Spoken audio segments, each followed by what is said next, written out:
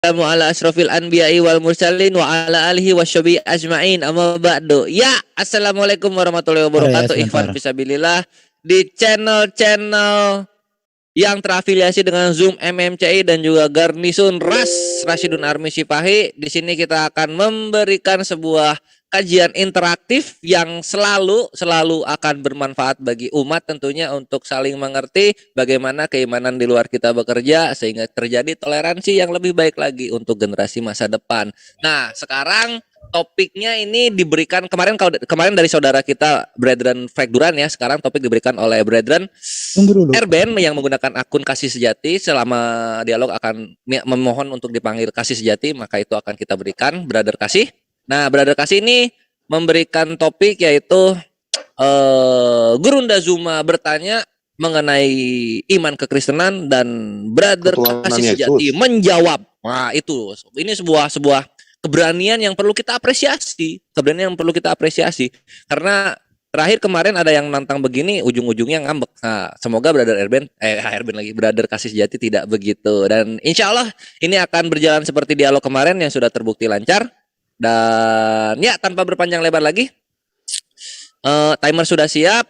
Kita akan langsung berikan kepada moderator. Di sini juga dari pihak Muslim memberikan kepercayaan dengan penuh kasih kepada kekristenan. Silahkan memoderasi dengan adil tentunya. Brother Kaisar Agustus, silahkan diambil alih. Ya, terima kasih. Pak Kasih Sejati tadi ada yang mau ngomong, Pak. Silakan. Bro Justin sudah di dalam? Belum ada, Pak, kayaknya, Pak. Apa kita substitute dulu ke Christian Crusader? Sudah saya kirim linknya, kita tunggu bentar. Oh, jadi kita masih tunggu Justin dulu, Pak. Gini aja, nanti kalau Justin masuk handing over aja dari Kaisar. Ayo supaya mulai dulu. Gimana, Pak Kasih Sejati? Aku dulu, nanti kalau Justin masuk. Oh, baru iya Ben, jadi kan cepat gitu loh. Udah ada Bro Justin? Belum. Nanti kalau dia masuk, aku kasih ke Justin. Sebentar, aku ke Romani dulu. Oke. Oh, berarti Kasih Sejati masih mau nunggu ya? Enggak, dia mau ke ini, ke toilet dulu sebentar katanya. Oh. Dimulai aja Bang Kaisar openingnya. Linknya udah tadi Pak Kasih Sejati udah dikasih katanya. Bukan, maksudnya Anda mulai dulu aja openingnya dari Bang Kaisar. Iya. Ya, terima kasih. Selamat malam rekan-rekan yang ada di YouTube maupun yang ada di room. Kami dari pihak Kristen melakukan diskusi lintas agama ya. Yang dalam hal ini malam ini itu adalah Bang Zuma atau Pak Zuma akan menanyakan ketuhanan Yesus dan Pak Kasih Sejati lah yang akan menjawab. Nah, metode diskusi pada malam ini itu adalah opening acara yaitu moderator, ya kan? Terus langsung ke opening statement narasumber 5 menit masing-masing, langsung ke battle 2 jam lepas. Nah, terus langsung ke closing statement tanpa partisipan bertanya. Mungkin seperti itu dulu pemberitahuan. Nah, ini udah ada nih moderator saya nih, Justin. Mohon Mbak host, tolong Justin tuh yang Justin Martir tuh. Tolong resen Pak Justin untuk dibikin co-host sebagai moderator. Ya, utus di mana tolong di co-hostkan. Ya, Brethren Justin, dan ini Brother Justin mohon dipahami kita dari pihak Muslim terutama Zoom MMCI memberikan kepercayaan, mohon dijaga, jadi jangan framing, jadilah hakim yang adil dalam menengahi dialog malam ini. Syukron. Semangat. Banyak amat hostnya ini. Aman, co-host aman, nggak akan ada yang motong, sekalinya motong aku turun. Siapa yang akan mute dan unmute ya? Bapak co-host juga nanti. Ini Pak, untuk sekarang mute permanen tidak diaktifkan, tapi kalau misalnya kejadian mulai saling nyuri-nyuri buat ngomong, mute permanen aktif. Terutama kalau yang ada co-host baik dari Muslim ataupun kekristenan, terpaksa diambil sementara sampai dialog selesai. Itu gitu deh. Silakan Justin, udah siap? Ya, yang pegang remote enggak. Aku Bro. gak mau kasih saran, boleh satu aja co-host, semua diem. Enggak, Bisa? lama lagi. Udah, enggak usah. Aman, ini kok Lanjut. apa? Kenapa di mute? Enggak mungkin aman. Di Nanti mute aja kalau kejadian baru lu komplain. Ya silakan Justin Mastir. Teh Sivana, tolong co-hostnya. Ya tuh Justin belum, Mbak. Di resen aja Pak Justin, biar tahu. Teh Sivana. Assalamualaikum.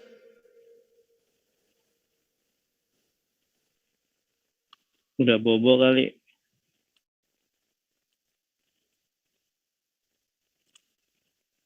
La Erban, topiknya apa La Erban yang tadi? Menggugat ketuhanan Yesus. Ya, cuma menggugat ketuhanan Yesus, kita menjawab. Saya baru dengar Muslim menggugat ketuhanan Yesus. Oke. Iya, topiknya dari Brother Erben sendiri soalnya. Yuk silakan, ini hostnya menyusul ya Justin Mastir karena mute permanen juga belum diaktifin kok. Ini terlihat masih kondusif. Host ke Pak Justin, Mbak. Ya, nanti sambil pas perjalanan. Ini aku ini mulai aku telepon Teh Sivana. Layak, silakan dilanjut pembukaannya. Udah dikasih co-host. Iya Mbak, makasih Mbak. Ya Sip, silakan yuk Pak Justin. selanjut. Opening moderator untuk mempersilakan kepada kedua narasumber. Aku makan. Oke, baik ya. Selamat malam ya rekan-rekan yang terkasih. Rekan-rekan sebangsa dan setanah air, dan pada kesempatan yang berbahagia ini ya kita bisa bertemu dari teman-teman Muslim dan juga dari Kristen untuk berdialog ya lebih tepatnya lintas iman. Jadi tentunya objektifnya saya pikir kita sudah tahu semua. Kita bukan berdebat kusir atau berpolemik, tetapi ini semua tentu kembali kepada tugas kita sebagai insan Indonesia ya. Kita membantu teman-teman kita yang di YouTube ini untuk memahami seperti apa iman Kristen dan seperti apa iman Islam yang kita sampaikan dalam forum dialog lintas iman ya. Jadi malam hari ini adalah Islam bertanya dan Kristen menjawab, kira seperti itu ya Pak Erben, Pak Zuma ya. Aku dibuat co-host, belum co-host aku. Oke, saya izin untuk mengatur ini play incoming dan outgoing ini saya off-kan dulu supaya tidak mengganggu. Oke, saya sudah masuk ke pengaturan dan aturannya sederhana. Saya belum diberitahu nanti formatnya, timingnya seperti apa, jadi saya mengikuti saja. Saya hanya akan membantu memoderasi supaya objektif dari sesi ini bisa tercapai, yaitu pertanyaan-pertanyaan dari teman Muslim bisa tersampaikan dengan baik kepada teman-teman Kristen, demikian sebaliknya jawaban-jawaban dari pihak Kristen juga bisa menjawab dari pertanyaannya teman-teman Muslim, tidak lari dari pertanyaan itu ya, tidak out of topic juga. Kira seperti itu, sederhana saja. Jadi nanti untuk timernya saya mengikuti saja dari teman-teman host yang saat ini ada ya di Muslim untuk mengatur timernya. Tetapi satu aturan yang saya pikir harus kita sepakati, karena ini sesi tanya jawab, jadi tentunya porsi untuk diskusi dan saling menyanggah saya pikir akan dikurangi dan lebih fokus kepada membangun pertanyaan yang baik dan membangun jawaban yang baik. Kita bisa disepakati ya Pak Zuma dan Pak Erben ya. Siap. Baik, kalau seperti itu saya pikir bisa mulai, atau ada mau yang memberi masukan, atau kita mulai saja ini. Soalnya ada yang raise hand. Pak pihak host, saya minta izin nih. Atau kita mau mulai saja atau masih ada yang ingin menyampaikan? Langsung ayo. Oke, siap. Yang raise hand tolong lower hand ya. Oke, jadi untuk mute dan unmute, saya minta nanti dari saya saja moderator. Jadi percayakan sebisa mungkin saya akan menjaga amanah untuk menjadi moderator yang netral. Dan tentu orientasinya kepada hasil dari diskusi ini ya, dialog ini. Kira seperti itu. Jadi mohon nanti timer ya yang tanggung jawab untuk timer, disiapkan timernya. Jadi ini nanti akan ada opening dulu ya, Pak Erben dan Pak Zuma ya. Opening speech. Iya, opening dulu, opening. Baik, silakan opening. Sesi opening ini manfaatkan untuk menyampaikan hal-hal yang memang dirasa poin-poin utama ya untuk diskusi malam hari ini. Manfaatkan waktu dengan baik supaya teman-teman dan peserta Zoom yang ada di sini juga bisa memahami arahnya mau kemana. Silakan, dari siapa dulu yang memberikan opening? Ya, silakan. Siapa dulu? Oke. Saya pikir dari ini bertanya Muslim. Saya pikir dari ini Kristen dulu yang memberikan jawaban. Jadi saya pikir ini.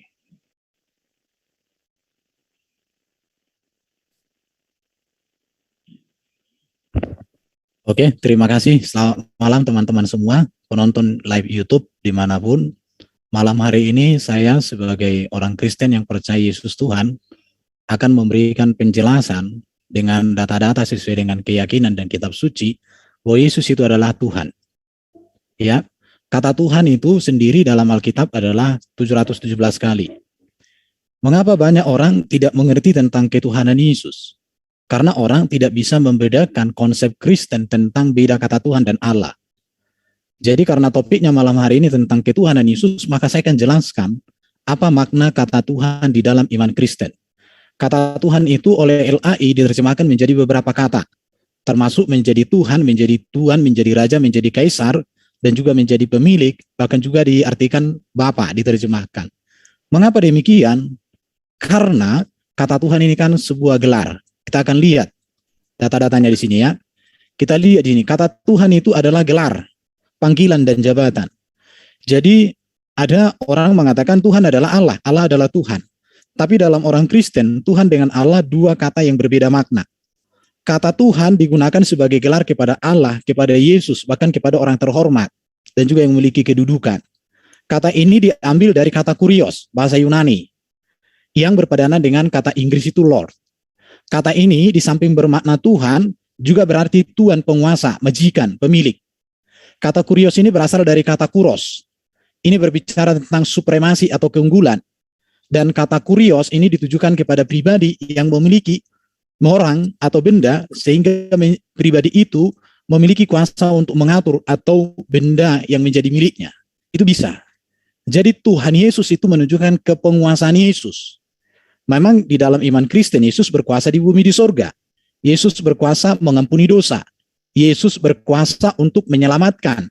Yesus berkuasa memberikan hidup yang kekal. Itulah kekuriosan Yesus dalam orang Kristen atau ketuhanan Yesus. Itu yang mau dipahami ya.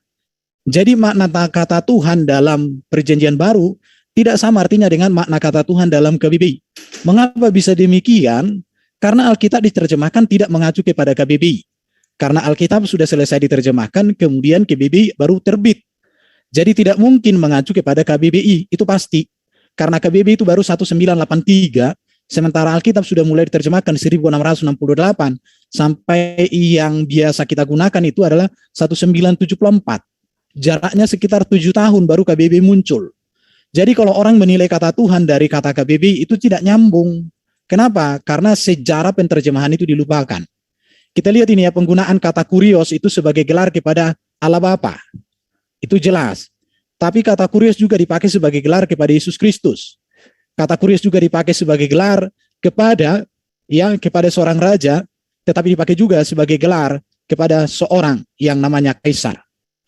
Ya. Jadi ini semua membuktikan bahwa kata Tuhan atau kurios di dalam Alkitab tidak senantiasa dipahami bahwa itu bermakna sama dengan Allah. Walaupun kata gelar kurios ini atau Tuhan ini dipakai juga kepada Allah. Nanti di dalam diskusi akan bisa kita elaborasi dengan lebih dalam lagi. Penggunaan kata kurios berikut ini ya, dikatakan dipakai kepada hamba, seorang yang memiliki hamba. Bahkan kata kurios dipakai sebagai gelar kepada Abraham. Bahkan kata kurios ini dipakai lagi sebagai gelar kepada pemilik keledai, bahkan juga dipakai sebagai gelar kepada seorang bapa. Jadi kata kurios yang diartikan, yang digunakan kepada Yesus dalam perjanjian baru itu memiliki latar belakang. Latar belakangnya adalah, ini yang harus dipahami dulu. Kata ini menerjemahkan kata YHWH ya sebagai nama Allah sendiri dalam Alkitab Ibrani. Orang Yahudi menganggap kata ini suci sehingga kata ini takut untuk diucapkan. Ya. Kemudian sebagai gantinya YHWH itu memakai kata Adonai atau Tuhanku. Pada waktu ketika PL diterjemahkan oleh Yahudi ke dalam bahasa Yunani Septuaginta, maka kata YHWH itu diganti Adonai yang dalam teks Yunaninya itu Kyrios. Maka Kyrios ini bermakna nama Allah sendiri, dan dengan mengikuti tradisi ini maka terjemahan Perjanjian Lama bahasa Indonesia memakai kata Tuhan dengan huruf besar semua untuk terjemahan Ibrani YHWH itu. Tetapi kita konsennya bukan ke PL tapi ke PB. Kata Kyrios dalam makna harafiah menunjuk kepada sebutan penghormatan kepenguasaan kepada sesuatu yang dipertuan. Itu ya. Pada saat Yesus hidup di atas dunia, kata Kyrios digunakan, orang-orang sejamannya menyapa dia, seyogianya dimengerti sebagai sebutan penghormatan, yaitu Tuhan atau mister dan seterusnya. Ya. Oh, saya dengar moderator belum ada ngomong. Namun ketika Yesus telah dimuliakan, sebutan Kyrios untuk Yesus itu mempunyai makna sebagai kepenguasaan. Oke, saya jelaskan ya. Jadi kata Tuhan untuk Yesus itu banyak. Malaikat menyebut Yesus Tuhan, Elizabeth, Yesus sendiri mengaku dirinya Tuhan, murid-murid Yesus juga memanggil Yesus Tuhan, orang yang buta juga memanggil Yesus Tuhan, bahkan perempuan Kanaan dan juga orang tua yang sakit ayan anaknya disembuhkan, Zakheus, dan banyak lagi. Semua para murid juga memanggil Yesus Tuhan. Jadi ketuhanan Yesus menunjukkan kepenguasaan Yesus. Dan kepenguasaan Yesus ini timernya diperlukan nggak nih? Oke.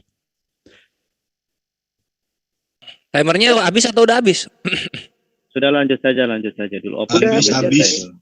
Timer. Oke, jadi jelas ya, kepenguasaan Yesus itu kepenguasaan yang berkuasa di bumi dan di sorga. Itu jelas. Jelas sekali.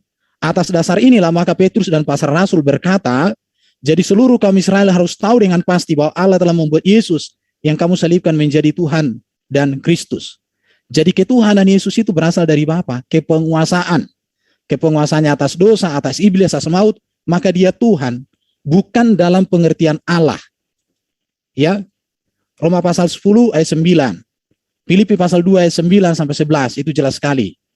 Ini berbicara tentang ketuhanan Yesus. Yesus menjadi Tuhan itu bukan keputusan konsili, tetapi itu adalah sebuah kebenaran yang Yesus adalah Tuhan semua orang. Dan Yesus sendiri mengakui. Ini data-datanya saya tunjukkan semuanya. Allah membuat dia, Yesus adalah Tuhan. Bagi kita hanya satu Allah, satu Tuhan itu Yesus. Allah membangkitkan Kristus, membangkitkan Tuhan, jelas. Satu-satunya penguasa Tuhan. Semuanya ada data-datanya di sini. Oke, ayat ini menjelaskan Yesus adalah Tuhan. Namun ia Tuhan karena Allah membuat Yesus menjadi Tuhan. Dan Allah yang telah membangkitkan dia karena Allah yang satu itu adalah Bapa. Namun Tuhan yang satu itu adalah Yesus Kristus.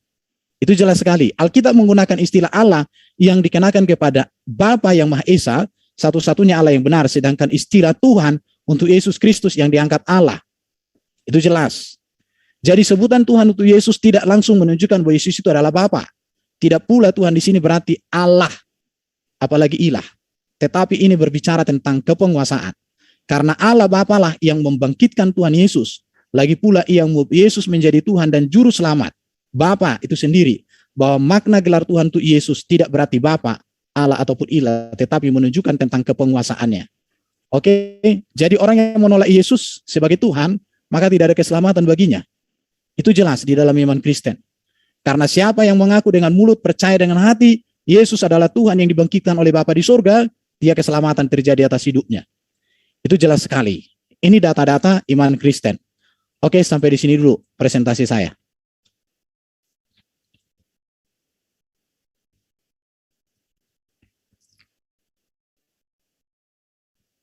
Kembali ke moderator. Bro Justin. Moderator. Oke, gua ambil alih. Tadi gua hitung itu airband 9 menit ya habisnya. Gurunda silakan opening statement 9 menit juga. Dari 832. Silakan. Baik, bismillahirrahmanirrahim. Assalamualaikum warahmatullahi wabarakatuh. Terima kasih atas paparan dari saudara kita dari pihak Kristen, ya, bahwa kemudian Yesus itu adalah Tuhan. Menurut paparan tadi, sangat disayangkan kemudian Tuhan yang dimaksud dalam bahasa Indonesia yang kita imani saat sekarang, yang kita pahami sekarang ini, Tuhan itu artinya adalah pencipta langit dan bumi. Kalau kemudian Tuhan dalam perspektif yang digambarkan oleh saudara kita yang tadi, berarti nggak ada masalah sejauh Yesus itu dianggap hanya sebagai utusan Tuhan. Tapi kalau dianggap sebagai Tuhan, sebagaimana yang kita lihat faktanya di gereja-gereja, Yesus didudukkan sebagai sembahan, disitulah ya, kekeliruan yang terjadi. Bilangan 23 nomor 19, Tuhan bukanlah manusia atau anak manusia. Jadi apapun konsep Tuhan yang kemudian diuraikan tadi, dia bukan anak manusia dan bukan manusia. Sementara Yesus adalah manusia dan dilahirkan oleh manusia. Berarti Tuhan di sini, dalam arti kata pencipta langit dan bumi, Yesus tidak memiliki ruang di sana. Lalu kemudian, di dalam pengabaran yang dijelaskan di dalam kitabnya teman Kristen, ketika berbicara mengenai konsep Yesus ini adalah Tuhan ataupun bukan. Bahkan di dalam Lukas 19:18, nomor 19, ya, Yesus sendiri menyangkal bahwa dia adalah Tuhan. Yesus berbicara kepada seorang pria yang memanggilnya baik, lalu bertanya kepadanya, mengapa kau menyebut saya baik? Tidak ada yang baik kecuali Tuhan sejati. Tuhan saja maksudnya. Artinya kalau kita melihat daripada apa yang diurai oleh saudara Erben, ya, bahwa Yesus itu adalah Tuhan, maka kami sah-sah saja memanggil Yesus itu Tuhan. Tapi sangat disayangkan, hal ini tidak boleh dibiarkan. Dalam arti kata, memaparkan Tuhan dalam arti kata utusan itu nggak bisa dibiarkan. Karena Tuhan menurut rasa bahasa Indonesia adalah pencipta langit dan bumi. Nah, nanti kalau kita mengatakan, oh iya ternyata nggak apa-apa Yesus dipanggil Tuhan dalam arti kata ternyata utusan. Tapi pada prinsipnya itu hanya dipakai untuk membungkus diri. Di dalamnya adalah penyembahan terhadap Yesus yang justru dianggap sebagai pencipta langit dan bumi yang nusul menjadi manusia. Nah, Yesus sendiri tidak pernah mengajarkan dirinya adalah Tuhan. Di dalam Bible, kitabnya teman Kristen, jelas di dalam Yohanes 14 nomor 28, di situ diterangkan bahwa Bapakku lebih besar daripada aku. Berarti Yesus bukan Tuhan. Mau dia Tuhan, itu baru benar. Atau dia adalah kurios, itu juga baru benar. Tapi kalau Tuhan, sekali lagi, kalau Tuhan, dalam arti kata pencipta dan bumi, karena orang Indonesia, siapapun dia ketika berbicara Tuhan, maka yang ada dalam pikirannya adalah pencipta dan bumi. Yesus tidak ada di sini. Bapakku lebih besar daripada aku. Yesus bukan Tuhan. Yohanes 10 nomor 29, Bapakku lebih besar dari semuanya. Nah, Yesus tidak bisa menjadi Tuhan jika Tuhan lebih besar dari dia. Jadi kalau hari ini dikatakan, oh enggak apa-apa, Yesus itu disebut Tuhan karena dia itu hanya sebagai utusan. Dia yang dibangkitkan, dia yang diberi kuasa. Tunggu dulu. Karena Yesus itu diberi kuasa, ada sebabnya. Yesus diberi kuasa karena kenapa? Karena dia adalah anak manusia. Yohanes 5 nomor 27. Dan ia memberi kuasa kepada Yesus untuk menghakimi. Karena Yesus adalah anak manusia. Kalau dia Tuhan, maka dia tidak perlu diberi kuasa. Karena dia yang maha kuasa. Karena dia anak manusia, maka dia diberi kuasa untuk menghakimi. Itu poin. Ya, jadi kita tidak bisa kemudian mengatakan, khususnya umat Islam ya, oh Yesus ternyata boleh disebut Tuhan. Nggak boleh. Apapun alasan yang membungkus itu nggak bisa. Karena kita di Indonesia. Jangan kemudian karena Tuhan itu artinya begini, bengono, maka Yesus yang adalah manusia boleh disebut Tuhan. Bagi umat Islam final, tidak boleh nyebut Yesus itu sebagai Tuhan. Karena dia adalah hamba Tuhan. Nah, kemudian, Yohanes 16 nomor 23, di situ diterangkan begini, pada hari itu kamu tidak akan menanyakan apa-apa kepadaku. Aku berkata kepadamu, sesungguhnya segala sesuatu yang kamu minta kepada Bapa akan diberikannya kepadamu dalam namaku. Artinya, tempat meminta itu kepada Bapa. Yesus hanya perantara. Maka dia di dalam ajaran agama Islam disebut sebagai Muslim. Disebut sebagai Rasul. Dia adalah seorang Muslim yang senantiasa berserah diri kepada Allah.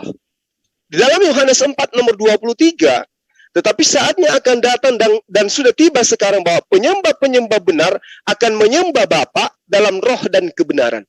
Jadi Yesus tidak menerangkan akan menyembah Yesus dalam roh dan kebenaran. Meski nanti saya yakin sekali saudara Erben akan kembali mengulas apa itu menyembah dan seterusnya. Untuk menyembunyikan identitas iman mereka yang mendudukkan Yesus itu sesungguhnya adalah Bapa yang nusul jadi manusia, kemudian yang dikatakan menyembah itu adalah menghormat. Justru itulah yang kemudian ingin disajikan oleh saudara Erben. Menyembah kepada Yesus, definisinya adalah seperti ini. Yesus itu adalah Tuhan, definisinya adalah seperti ini. Pada sesungguhnya yang dia mau suguhkan adalah Yesus adalah Bapa yang nusul menjadi manusia. Lalu kemudian, kalau Yesus itu adalah Tuhan, maka Yesus ini menyembah dirinya sendiri. Ya. Tetapi yang terjadi sebaliknya adalah, Yesus menyembah esensi yang ada di surga, atau yang ada di langit. Dia tidak menyembah dirinya. Maka salahlah kemudian, ketika ada sekelompok orang yang justru menyembah anak Maria, yang adalah Yesus. Karena Yesus tidak menyembah dirinya. Sementara Yesus menerangkan, jika engkau mengasihi aku, engkau akan melakukan pekerjaan yang aku lakukan. Engkau akan mentaati, mendengarkan, mengikuti perintah-perintahku. Yesus tidak pernah menyembah pada dirinya. Yang ada, Yesus menyembah kepada esensi luar yang ada dari dirinya, yaitu Sang Bapa yang ada di surga. Yohanes 17 nomor 3 itu jelas dikatakan seperti itu. Lukas 6 nomor 12, Matius 20 nomor 28. Agar mereka mengenal kamu satu-satunya Tuhan yang benar dan mengenal Yesus Kristus yang telah engkau utus. Yesus kedudukannya adalah utusan, harus dikenal seperti sebagaimana utusan. Kalau kemudian ada embel-embel Tuhan, tunggu dulu. Ya. Lalu kemudian di dalam Lukas 6 nomor 12, dia melanjutkan sepanjang malam dalam doa kepada Tuhan. Nah tuh. Jadi kalau Yesus disebut Tuhan, ternyata Yesus juga berdoa kepada Tuhan. Jadi orang yang menggunakan akal sehat tidak akan mungkin mau menerima begitu saja konsep Tuhan yang kemudian saudara Erben paparkan. Kenapa? Karena mau dibungkus Tuhan dengan definisi Tuhan, kemudian berubah menjadi Tuhan, lalu kemudian menjadi kurios dan seterusnya. Yesus tetap saja tidak bisa keluar dari kodratnya sebagai manusia. Lalu bagaimana Yesus itu berdoa kepada Tuhan? Bukti bahwa dia bukan Tuhan. Matius 26 nomor, gimana? Waktu 1 menit lagi untuk opening. Baik. Ya, silakan. Matius 26 nomor 39. Dia jatuh dengan wajah ke tanah dan berdoa, Bapakku yang ada di surga. Ibrani 5 nomor 7. Dalam hidupnya sebagai manusia, ia telah mempersembahkan doa dan permohonannya dengan ratap tangis dan keluhan kepada Tuhan yang sanggup menyelamatkan dia dari maut. Dan karena kesalehannya, ia telah didengarkan. Artinya, Yesus adalah manusia. Mau dibungkus dengan kata Tuhan, mau dibungkus dengan kata kurios. Yesus mempraktekkan dirinya sebagai utusan Tuhan, sebagai manusia, sebagai hamba Tuhan, sebagai ciptaan yang tersungkur berdoa bersungguh-sungguh di hadapan Tuhan. Baik. Oke. Makasih. Baik, waktu selesai. Baik, sebelum dilanjut, setelah ini nanti pertanyaan pertama dari pihak penanya, dari paparan yang tadi Pak Zuma sampaikan, diambil karena cukup banyak poinnya saya catat. Jadi diambil dari situ pertanyaan-pertanyaan apa saja sesuai dengan apa yang tadi sudah digariskan dalam opening speech ya. Nanti waktu. Iya. Bro Edo suaranya putus-putus. Bro Justin. Aduh maaf. Suara saya udah masuk lagi oke, ya. Oke, sudah. Sorry. Jadi waktu bertanya nanti 1 menit saja. Pertanyaan utama dulu. Oke. Nanti Pak Erben akan menjawab. Jadi begini, saya ingatkan lagi, Pak Zuma mohon nanti sedikit dikurangi untuk judgement ke arah doktrin kekristenan, karena itu menjadi domain dari pihak Kristen untuk menjelaskan. Tapi tadi masih bisa diterima di opening sebagai bentuk untuk dalam tanda kutip ya, debat akademis kritis gitu, menggugat tidak masalah. Tapi nanti batasi saja pada pertanyaan, bukan penilaian. Nanti biarkan dari pihak Kristen yang menjelaskan menurut akidah atau doktrin kekristenan. Waktu untuk Pak Zuma memberikan pertanyaan awal, silakan Pak Zuma. Saya aja dulu, Bro. Boleh saya? Oke. Bertanya Oke, jangan menanggapi. silakan. Oke. Dari opening yang tadi saya sudah catat. Saya ulangi, Pak Erben menyampaikan makna kata Tuhan dalam Alkitab dan makna kata Tuhan dalam KBBI, penggunaan kata Kyrios dalam Alkitab, dan yang terakhir adalah makna ketuhanan Yesus Kristus dalam Alkitab. Kemudian Pak Zuma menyampaikan kekeliruan kekristenan tentang penyembahan kepada Yesus, penekanan bahwa Allah bukan manusia, penekanan bahwa Bapa lebih besar daripada Yesus, penekanan bahwa Yesus diberi kuasa karena dia anak manusia untuk menghakimi, kemudian penyembahan kepada Bapa. Yang terakhir, sedikit ada statement mengenai apakah Pak Erben ingin menegaskan bahwa Yesus adalah Bapa. Yesus tidak menyembah dirinya. Jadi itu poin-poin yang bisa saya catat. Jangan keluar dari situ. Silakan dari Pak Zuma dulu memberikan pertanyaan awal. Silakan Pak Zuma. Oke, baik. Di dalam Kisah Para Rasul 2 nomor 24, di situ menerangkan. Boleh ditunjukkan datanya Pak Zuma? Sebentar Pak Erben. Oke, sorry. Nanti data bisa kami fasilitasi. Silakan Pak Zuma lanjutkan pertanyaannya. Ya, Kisah Para Rasul 2 nomor 24 diterangkan Allah membangkitkan dia dengan melepaskan dia dari sengsara maut, karena tidak mungkin ia tetap berada dalam kuasa maut itu. Yang ingin saya tanyakan, yang dibangkitkan di sini manusia atau Tuhan? Silakan. Baik. Jadi tadi mohon diulangi Pak Zuma untuk Kisah Rasul 2 ayat 24 ya. Siap. Oke, kita sebelum dijawab kita buka datanya dulu. Mungkin saya bisa bantu share ya untuk. Iya, sambil moderator bantu share ini aku infokan ya teknis. Kita nggak perlu timer ini 8.45, habisnya nanti di 11.45 ikhwah dan juga saudara-saudari kekristenan. Nah, ini moderator akan memandu jika terjadi berbenturan suara. Oke. Iya, silakan lanjut. Oke, saya share dulu. Oke, udah saya share, Bro.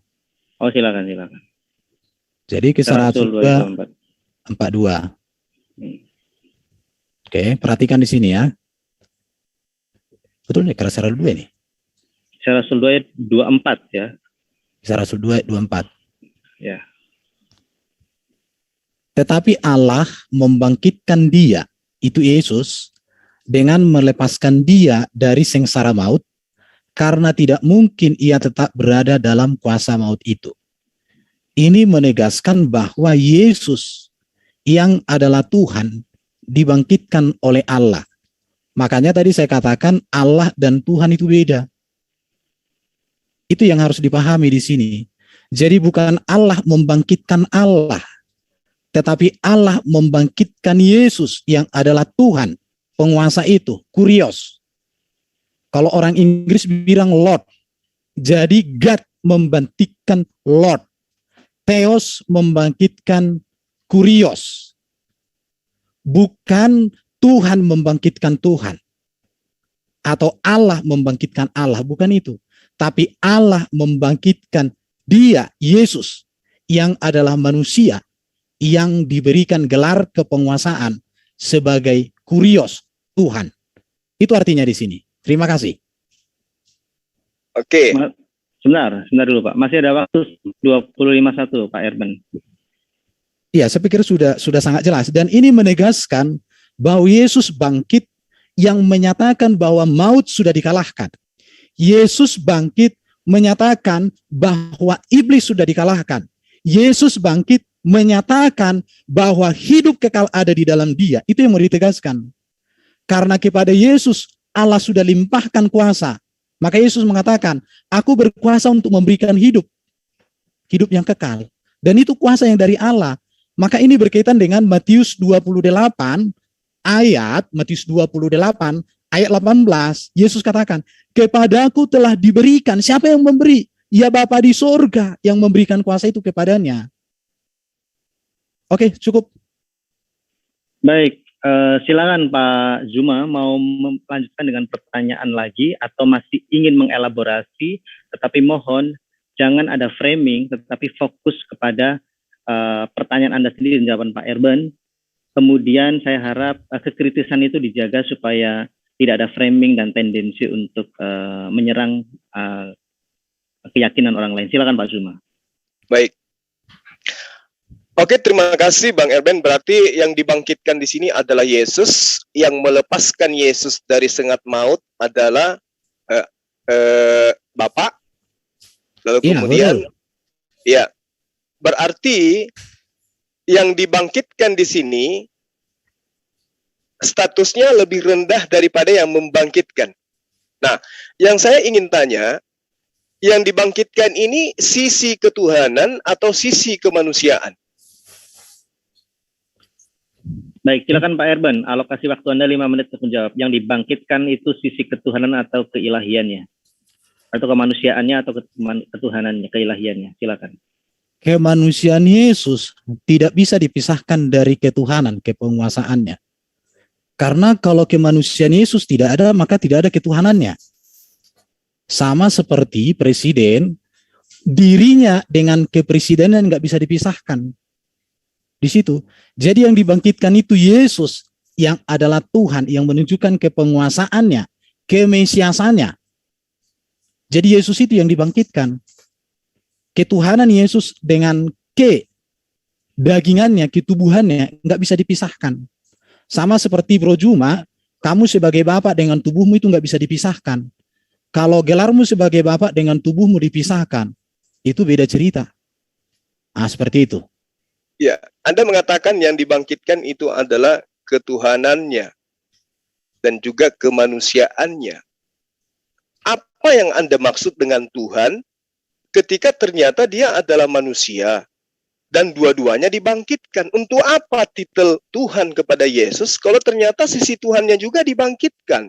Kalau Anda mengatakan bahwa Tuhan itu adalah kekuasaan, kekuasaan apa atau buktinya dia dibangkitkan? Kuasa apa yang Anda maksud dengan konsep Tuhan pada diri Yesus? Sementara sisi Tuhannya dibangkitkan juga. Manusianya dibangkitkan juga. Lalu Tuhan yang Anda tempelkan ke Yesus itu apaan itu? Coba saudara saya jelaskan lebih logikanya itu kena terhadap akal gitu. Ya, silakan Pak Irfan. Silakan. Oke. Kepenguasaan Yesus itu adalah bahwa dia itu berkuasa untuk mengampuni dosa, berkuasa mengalahkan iblis, berkuasa mengalahkan maut, dan dia diberikan kuasa menjadi hakim yang adil. Itulah kepenguasaan ketuhanan Yesus. Itu gelar di situ. Dan bukan saya yang menempelkan itu, tetapi memang Bapa di surga yang memberikan otoritas itu kepadanya. Matius 28 ya, saya bacakan ini. Matius 28, kita lihat dengan data ini, Matius 28 ini, ya, supaya kita ada data di sini. Matius 28, ini ayat yang sangat luar biasa dan saya cinta ayat ini. Dikatakan begini sama Yesus ya, kepadaku telah diberikan oleh Bapa di surga segala kuasa di surga dan di bumi. Jadi orang Kristen melihat Yesus itu kepenguasaannya, itu terlihat kok dalam kedatangan yang pertama. Apa itu? Yesus menghidupkan orang mati. Yesus menyembuhkan berbagai penyakit. Yesus meneduhkan badai. Pertanyaannya adalah, adakah manusia yang Allah berikan otoritas sebegitu luar biasa selain kepada Yesus? Tidak ada. Hanya Yesus yang Allah berikan kuasa untuk mengampuni dosa. Hanya Yesus yang Allah berikan kuasa menang atas maut, atas iblis, dan menjaminkan hidup yang kekal. Apakah kuasa seperti ini perlu diragukan lagi? Ini lebih dari cukup untuk memastikan Yesus adalah Tuhan, penguasa, tetapi bukan dia Bapa itu sendiri. Saya pikir ini jelas. Terima kasih. Silakan Pak Suma. Ingin beralih ke pertanyaan lain atau masih menyambung dari yang tadi? masih nyambung. Silakan. Jadi seindah apapun uraian kata demi kata yang Anda susun, tetap saja Yesus itu diberi. Artinya tidak layak duduk sebagai Tuhan, karena dia adalah oknum yang diberi. Di dalam Yohanes 4 nomor 34, Yesus memang harus melakukan kehendak Tuhannya. Karena Yesus mengatakan, itulah makananku, adalah melakukan kehendak Dia yang mengutus aku dan menyelesaikan pekerjaannya. Siapapun yang diutus oleh Tuhan akan berlaku sesuai dengan apa yang Tuhan inginkan kepada dia. Membangkitkan orang mati, ya. Karena itu memang adalah posisi dia sebagai utusan Tuhan. Tetapi tidak kemudian merubah posisi dia menjadi Tuhan itu sendiri. Ya. Jadi kalau sahabat saya mengatakan Yesus dibangkitkan, diberi kuasa di bumi dan seterusnya, kuasa apa yang diberikan? Tidak ada yang di antara kekuasaan itu yang diberi itu yang merubah posisi dia yang tadinya manusia berubah menjadi Tuhan. Tetap aja manusia. Kekuasaan apapun, bahkan kalau saya boleh mengatakan, apapun yang ditunjukkan Yesus ketika dia datang kepada Bani Israel semata-mata, ya, tidak lain dan tidak bukan hanya untuk menunjukkan kepada Bani Israel bahwa dia adalah utusan Tuhan.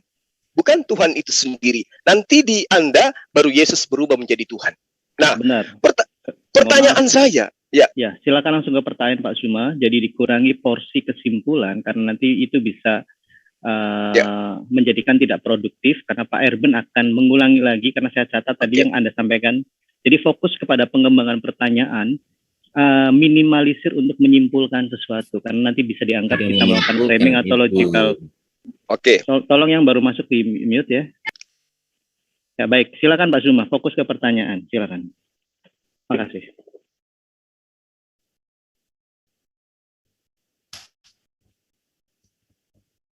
Pertanyaannya apa Pak Zuma?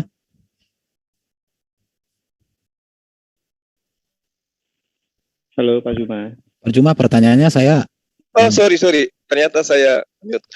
Pertanyaan saya, berarti yang dibangkitkan ini adalah manusia, bukan Tuhan. Apakah Anda setuju? Silakan Pak Erben. Penekanannya kepada sebentar Pak.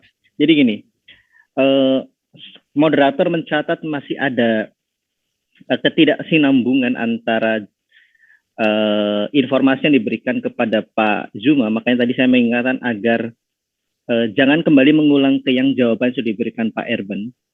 Tapi tolong ditegaskan lagi Pak Erben karena tadi sepertinya masih ada, karena saya catat perbedaan arti Tuhan dengan di dalam Alkitab ini sepertinya ada belum sampai atau seperti apa. Jadi ditekankan lagi supaya kita bisa beralih ke pertanyaan yang kontekstualnya lebih dalam lagi.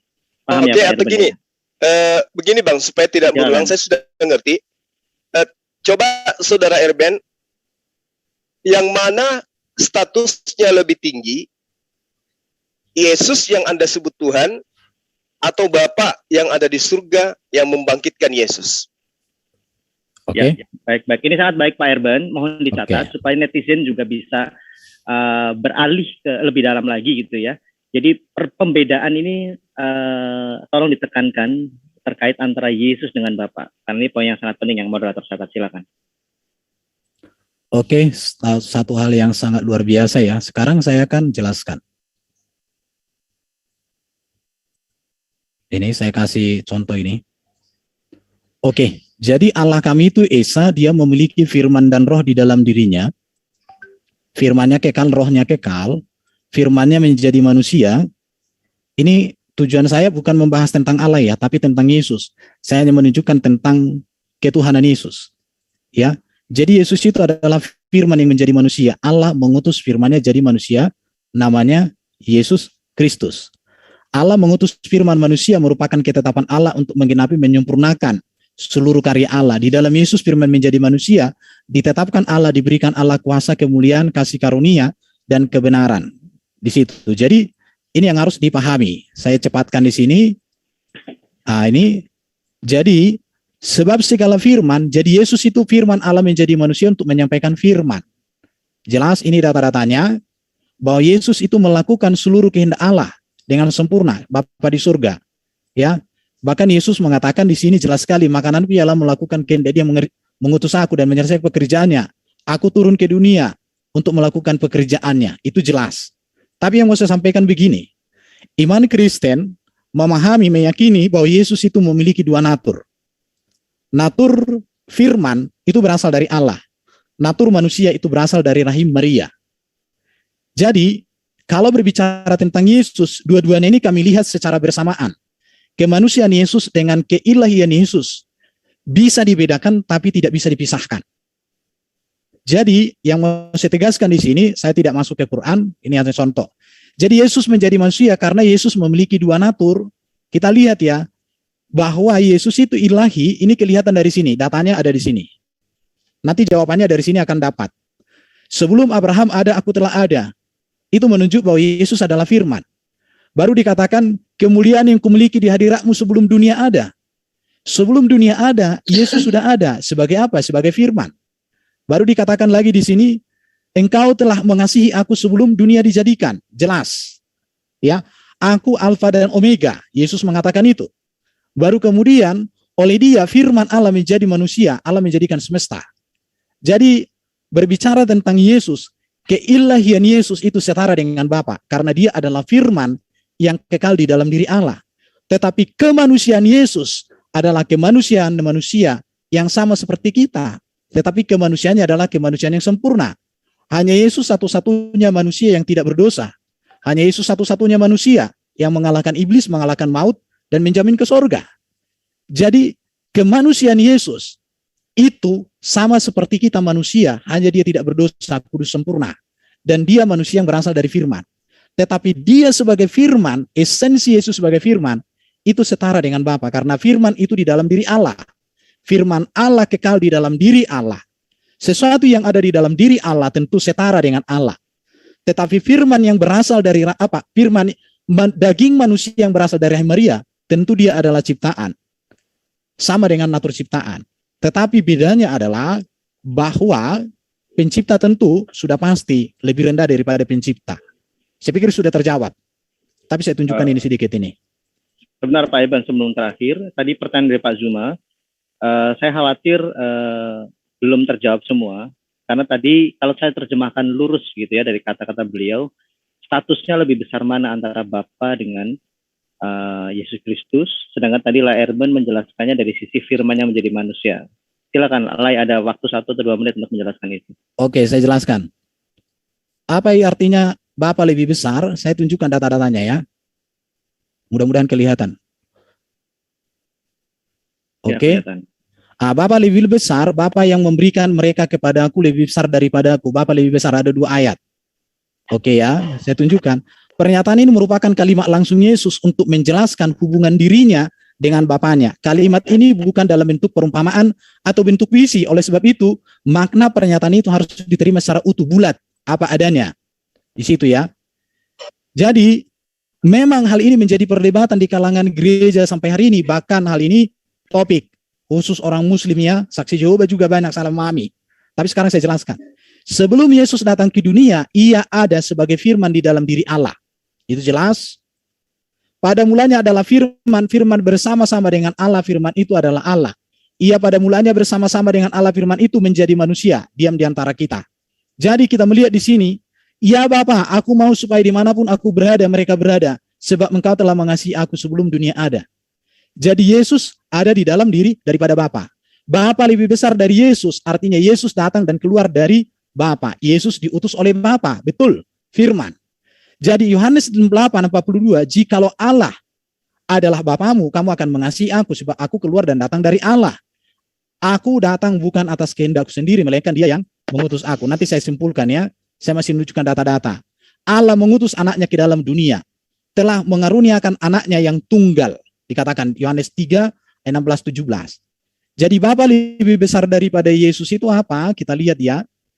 Yesus melakukan segala sesuatu atas kehendak Bapa untuk kemuliaan daripada Bapa di surga. Itu jelas. Yohanes 4, makananku ialah melakukan kehendak Dia, pekerjaan apa yang dikerjakan Bapa itu yang akan dikerjakan, dikatakan oleh Yesus, sebab aku telah turun dari surga untuk melakukan kehendakku, untuk melakukan kehendak Dia yang telah mengutus aku. Baru dikatakan ini data-data semua, Dari sini nanti kita bisa menarik satu kesimpulan, ya. Jadi otoritas atau kuasa yang dimiliki Yesus itu dari Bapa. Itu artinya di situ. Maka dia katakan Bapa lebih besar. Satu, dia datang dan keluar dari Bapa. Yang keluar dari Bapa tentu itu bisa dikatakan lebih kecil dari Bapa. Makanya Bapa lebih besar. Tetapi yang kedua, otoritas atau kuasa yang dimiliki Yesus itu adalah dari Bapa. Ya, menyerahkan penghakiman seluruhnya kepada anak. Ini segala pekerjaan yang diserahkan Bapa kepada aku jelas. Ini semua data-datanya. Engkau telah memberikan mereka kepadaku. Kepadaku telah diberikan segala kuasa di surga dan di bumi. Jadi yang memberi kuasa dengan yang menerima kuasa, konteks itulah maka Yesus mengatakan Bapa lebih besar. Dan Yesus tidak pernah mengatakan dia adalah Bapa itu sendiri. Dan saya juga tidak pernah mengatakan bahwa Yesus adalah Bapa itu sendiri. Karena itu, oke, jelas. Sebentar ya. Sedikit lagi Pak, waktunya supaya efektif. Oke. Sudah cukup, selesai. Baik, saya pikir jangan dihabiskan dulu karena saya pikir nanti akan bisa saja kembali ke situ dan bisa dielaborasi. Kita beri kesempatan Pak Zuma, tadi jawabannya sudah, saya pikir sudah yang saya catat sudah cukup jelas Pak terkait status Bapak dan Yesus lebih besar mana. Silakan Pak Zuma. Oke, jadi kita sepakat bahwa Bapa lebih besar daripada Yesus. Jadi kesetaraan di situ nggak muncul. Karena ada yang lebih besar, ada yang lebih kecil.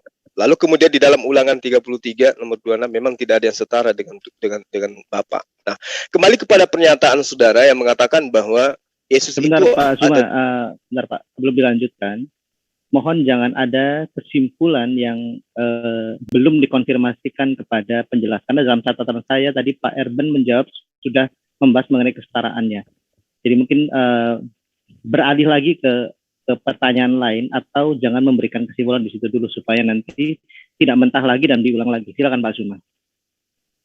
Saya hanya mengatakan dalilnya Ulangan 33 nomor 26 tidak ada yang setara dengan Tuhan. Ya silakan ke pertanyaan. Nanti tinggal saudara Erben yang mau melilit silakan aja. Nah, Anda mengatakan Yesus ada dua natur. Yesus itu adalah firman yang nusul menjadi manusia. Pertanyaan saya, apakah ketika Yesus dibangkitkan, firman juga dibangkitkan? Silakan. Silakan Pak Erben. Oke. Jadi yang dibangkitkan itu adalah Yesus yang manusia. Makanya gini, memahami sebuah kronologi peristiwa tidak bisa sesederhana itu. Perhatikan ya, Allah Esa memiliki firman. Firman menjadi manusia. Manusia Yesus mengalami kematian. Maka manusia Yesus ini dibangkitkan. Ingat, hakikat Yesus sebagai firman itu kekal. Tetapi hakikat Yesus sebagai manusia pernah mengalami mati. Yang dibangkitkan itu adalah kemanusiaan sang firman. Itulah yang dibangkitkan. Itu pemahaman Kristen. Jadi tidak dipisahkan antara keilahiannya, keberadaannya sebagai firman dengan kemanusiaannya. Tetapi kalimat orang Kristen adalah kemanusiaan sang firman yang menjadi manusia ini dibangkitkan oleh Bapa di surga. Bahkan setelah Yesus dibangkitkan, dia masih menampakkan diri 40 hari, mengajar, masih melakukan banyak karya. Kemudian dia naik ke surga, menyediakan tempat bagi kita. Jadi ini menunjukkan bahwa Bapa membangkitkan sang firman yang menjadi manusia. Itu kalimatnya. Karena orang Kristen tidak diajar untuk memecah-mecah pribadi Yesus ini, tidak. Karena keberadaannya sebagai firman dengan keberadaannya sebagai manusia, satu di dalam pribadi Yesus itu. Bisa dibedakan, tidak bisa dipisahkan. Saya pikir ini jawaban saya. Silakan Pak Zuma. Berarti yang dibangkitkan lain masih dielaborasi. Silakan. Berarti yang dibangkitkan firman juga yang dibangkitkan. Yesus dibangkitkan, firman dibangkitkan. Kalau Anda mengatakan firman tidak dibangkitkan, lalu firmannya kemana? Saya pikir jawaban saya sudah jelas. Kalau Anda tidak memahami lagi, saya pikir ganti pertanyaan saja daripada saya ulang-ulang. Sudah cukup jelas. Pak Erben. Saya pikir begini Pak Erben, kewajiban Anda untuk menjawab, jadi tidak masalah. Jadi luangkan waktu untuk menjawab lagi. Mungkin dengan cara menjawab yang berbeda, meskipun harus mengulang. Silakan Pak Erben dijawab. Apakah firman itu yang dibangkitkan dengan kemanusiaannya? Jadi firman dengan kemanusiaan Yesus itu bisa dibedakan, tapi tidak bisa dipisahkan. Jadi yang dibangkitkan itu adalah tubuh dari sang firman yang menjadi manusia itu. Tubuhnya, tubuh sang firman. tubuh firman yang menjadi manusia itu. Itu yang lengkap. Karena nanti Firman, kalau kita firman sendiri yang mana? Sebentar Firman- Pak, jangan dipotong dulu. Silakan Pak Erben. firman menjadi manusia. Ini harus disatukan kalimatnya. Karena kemanusiaan Yesus tidak dipisahkan dari hakikatnya sebagai firman. Oke? Berarti yang dibangkitkan firman. Firman yang menjadi manusia itu, kemanusiaan Yesus itu Ya, dibangkitkan. berarti firman ini telah berubah menjadi manusia. Berarti firman sudah menjadi manusia. Berarti yang dibangkitkan adalah firman dalam rupa manusia. Firman yang menjadi manusia itulah yang dibangkitkan. Oke, Baik, berarti mungkin Iya. seperti ini. Sebentar Pak Zuma, sebentar. ya, Pak Erben, Pak Zuma, saya mencoba memberikan frase untuk penengah begitu ya, supaya saya tidak masuk ke substansi, tapi tadi saya mencatat terkait tentang hakikat. Jadi mungkin yang Pak Zuma maksud ya, mungkin ini, semoga bisa membantu. Apakah natur firman yang ilahi itu ada dalam satu hakikat kemanusiaannya? Jika kita analogikan dari benda cair menjadi benda padat, yang firman itu adalah roh menjadi manusia, sehingga Pak Erben mungkin jawabannya bisa lebih mengenal lagi, karena yang dikhawatirkan nanti ada kebingungan di para pendengar terkait pertanyaan Pak Zuma tadi dan jawaban Pak Erben. Firman apakah itu dibangkitkan bersama kemanusiaannya? Firman tidak dibangkitkan karena kan firman kekal. Yang dibangkitkan itu adalah tubuh kemanusiaan dari sang firman. berarti firman tidak jadi manusia dong kalau dia kekal. Loh, saya sudah jelaskan firman menjadi manusia. Kalau kamu katakan bahwa firman tidak menjadi manusia, buktinya tubuh Yesus ada. Buktinya Nah, itu Maria dia. melahirkan dari wanita perawan, artinya Oke, ya ada sesuatu hal yang harus dipikirkan di situ. berarti firman ini sudah tidak ada karena dia sudah menjadi manusia. Firman yang mana dulu ini? Ya, yang Anda katakan firman telah menjadi manusia itu. Nasi telah menjadi bubur, berarti sudah tidak ada nasinya, sudah jadi bubur. Oh, di dalam ajaran Kristen tidak seperti itu. Lalu Karena yang menjadi Yesus ini apa? firman Allah itu kekal. Saya kasih contoh gambaran. Ketika Allah menyampaikan firman yang menjadi Quran, Allah tidak kehilangan firman. Atau Ya. ketika Quran sobek, bukan berarti firman sobek. Seperti itu Bentar konteksnya. Pak Erben, jangan menggunakan paralelistik ke Quran, tetapi yang lain saja. Begini, mohon maaf moderator. Sebentar Pak Zuma, sebentar. Berikan kesempatan Pak Erben untuk mengkonstruksi jawabannya. Saya pikir seperti itu dulu Pak. Nanti kalau Pak Erben sudah berhenti baru dilanjutkan. Silakan Pak Erben. Iya. Jadi itu sang firman itu sebagai imam kemanusiaan Yesus yang menjadi korban yang sempurna. Firman itu tidak dibangkitkan, firman tersebut tidak berubah wujud. Ya. Tetapi dikatakan mengambil rupa manusia, Filipi pasal 27. Ya. Jelas. Jadi Oke. bukan firman itu jadi kayak berubah dari A jadi B, bukan begitu. Tapi firman itu mengambil rupa manusia di dalam diri Yesus. Kalau ibaratnya dikaitkan di konteks PL, ada namanya teofani. Teofani itu adalah penyataan diri dari sang firman yang hadir dalam rupa manusia. Jadi di dalam PB, di dalam Ibrani pasal 1, firman itu mengambil rupa wujud manusia, namanya Yesus. Itu ya. Jadi firman tidak pernah hilang dan tidak pernah berubah. Tapi firman itu kekal. Tetapi firman yang mengambil rupa manusia itu, itulah yang mengalami kematian, rupa manusianya, dan inilah yang dibangkitkan oleh Allah, oleh Bapa itu. Saya belum paham, Saudara Erben. Anda mengatakan firman tidak berubah, tapi Ya. data di kitab Anda mengatakan firman itu telah menjadi manusia. Iya. Maksudnya yang menjadi berubah manusia, menjadi mengambil- manusia ini firman atau memang betul-betul manusia? Filipi pasal 2 ayat 7 dikatakan, firman itu mengambil rupa manusia. Ya. Mengambil rupa manusia berarti Yesus ini diambil rupanya gitu. Lalu diapakan? Dijadikan menjadi firman atau dijadikan menjadi manusia, atau memang manusia Yesus ini manusia yang dibangkitkan manusia? Kan datanya firman telah menjadi manusia.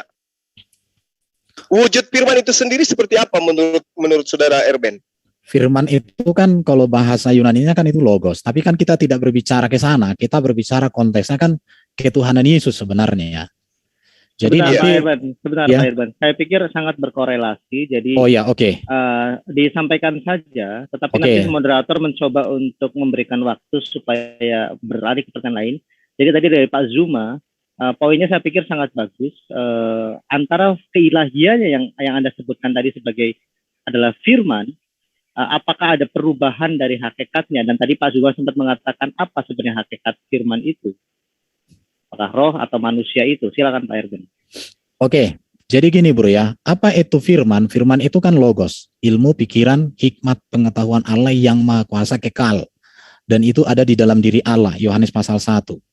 Jadi firman menjadi manusia ini personalisasi konkret dari yang abstrak menjadi realita konkret. Jadi firman yang tak bisa dilihat oleh mata mengambil rupa manusia sehingga bisa kita lihat, bisa kita teladani, bisa kita rasakan.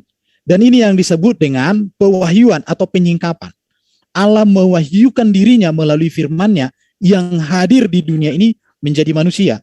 Maka bagi orang Kristen, Yesus itu dia adalah firman yang menyatakan diri sebagai manusia, mengajarkan firman, meneladankan firman, dan menggenapi seluruh firman Allah di dalam kitab Perjanjian Lama.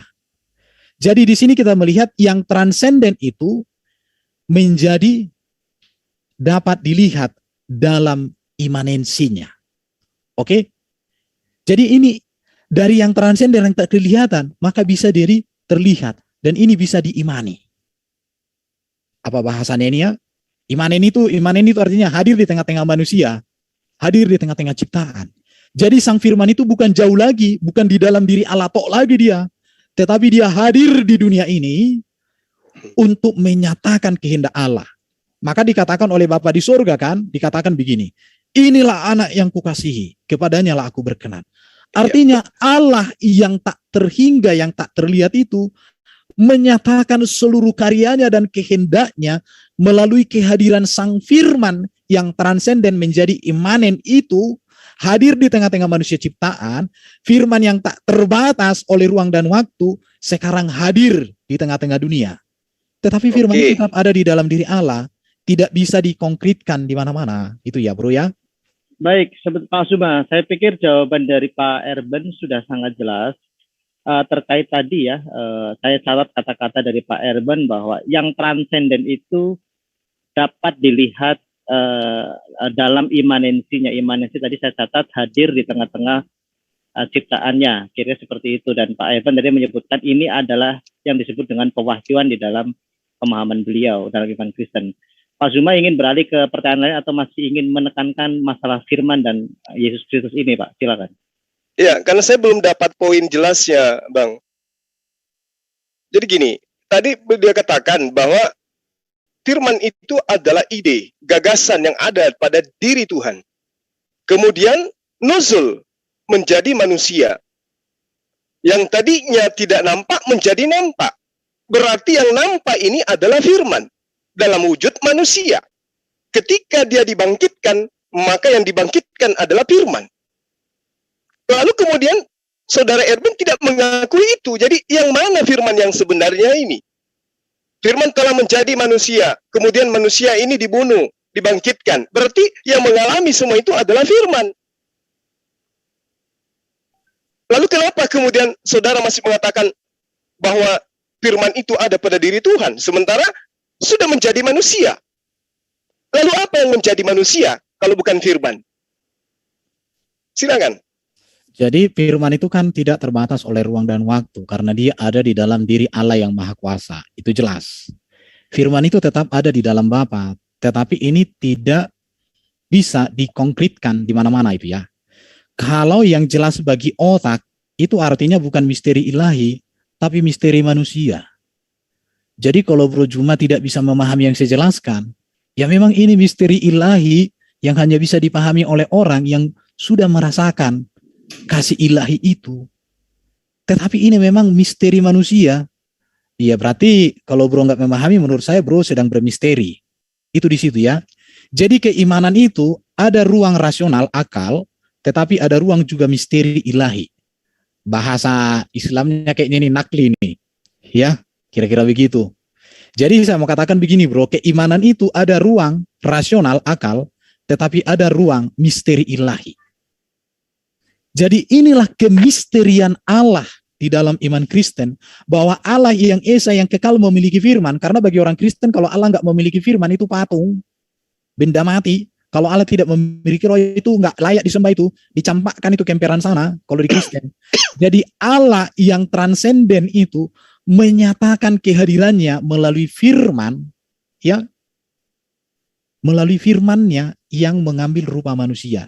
Jadi misteri ilahi itu dapat dipahami dalam batasan tertentu. Jadi gini, kita bisa mengenal Allah sejauh mana Allah menyatakan dirinya, sejauh mana Allah mewahyukan dirinya. Lebih dari itu kita tidak bisa. Ini sudah ranah iman. Tetapi kekristenan memahami bahwa Yesus itu adalah firman yang dinyatakan hadir mengambil rupa manusia, yang transenden menjadi imanen, yang tak kelihatan menjadi terlihat di dalam diri Yesus untuk mengajarkan, meneladani, memberikan hidup yang kekal. Jadi ini berbicara tentang Allah menyingkapkan dirinya. Sejauh itulah Allah menyingkapkan dirinya di dalam Alkitab. Dan hanya di dalam ajaran Kristen, di dalam ajaran Alkitab lah, Allah sendiri menyingkapkan dirinya. Tidak lagi dia berbicara melalui malaikat, tidak lagi dia berbicara melalui para nabi, tidak lagi dia berbicara melalui ini dan itu. Tetapi dia berbicara secara langsung melalui sang firman-Nya yang mengambil rupa manusia. Ya, saya kasih contoh bro ya, di dalam klien itu kan firman jadi buku bisa bro. Dalam iman Kristen firman menjadi manusia. Kalau firman jadi buku, apakah Allah jadi kehilangan firman? Kan tidak juga bro. Allah kan memiliki firman. Apakah ketika firman Allah diturunkan, dicatat dalam Quran, Allah jadi kehilangan firman? Kan enggak juga. Baik Pak Irban, saya pikir hindari paralelistik ke arah Quran. Saya pikir jangan. Tapi terima kasih atas poinnya sudah cukup jelas. Silakan Pak Zuma. Tadi Pak Irban sudah menjelaskan bahwa inilah keimanan, ada ruang rasionalitas dan ruang misteri ilahi yang dalam bahasa Kristen disebut pewahyuan, tadi pengungkapan diri, pengungkapan Allah gitu ya dalam batasan tertentu. Firman menjadi manusia. Silakan Pak Zuma, mau masih berkutat di masalah firman menjadi manusia atau kembali ke yang tadi masalah ketuhanan Yesus? Silakan Pak Zuma. Ya. Jadi di dalam Yeremia 10 nomor 7 diterangkan seorang pun tiada yang sama sebagaimu, yang tidak ada yang sebagaimu. Kemudian Yesaya 46 nomor 9, aku ini Allah, tiada Allah yang lain atau sesuatu yang setara dengan aku. Nah, tadi saudara menerangkan tentang Yesus adalah firman yang mengambil rupa manusia. Tapi ujung-ujungnya ketika ditanya tentang firman, Anda mengatakan firman tidak dibangkitkan. Tapi ternyata firman-Nya sudah menjadi manusia dan firman itu adalah Yesus.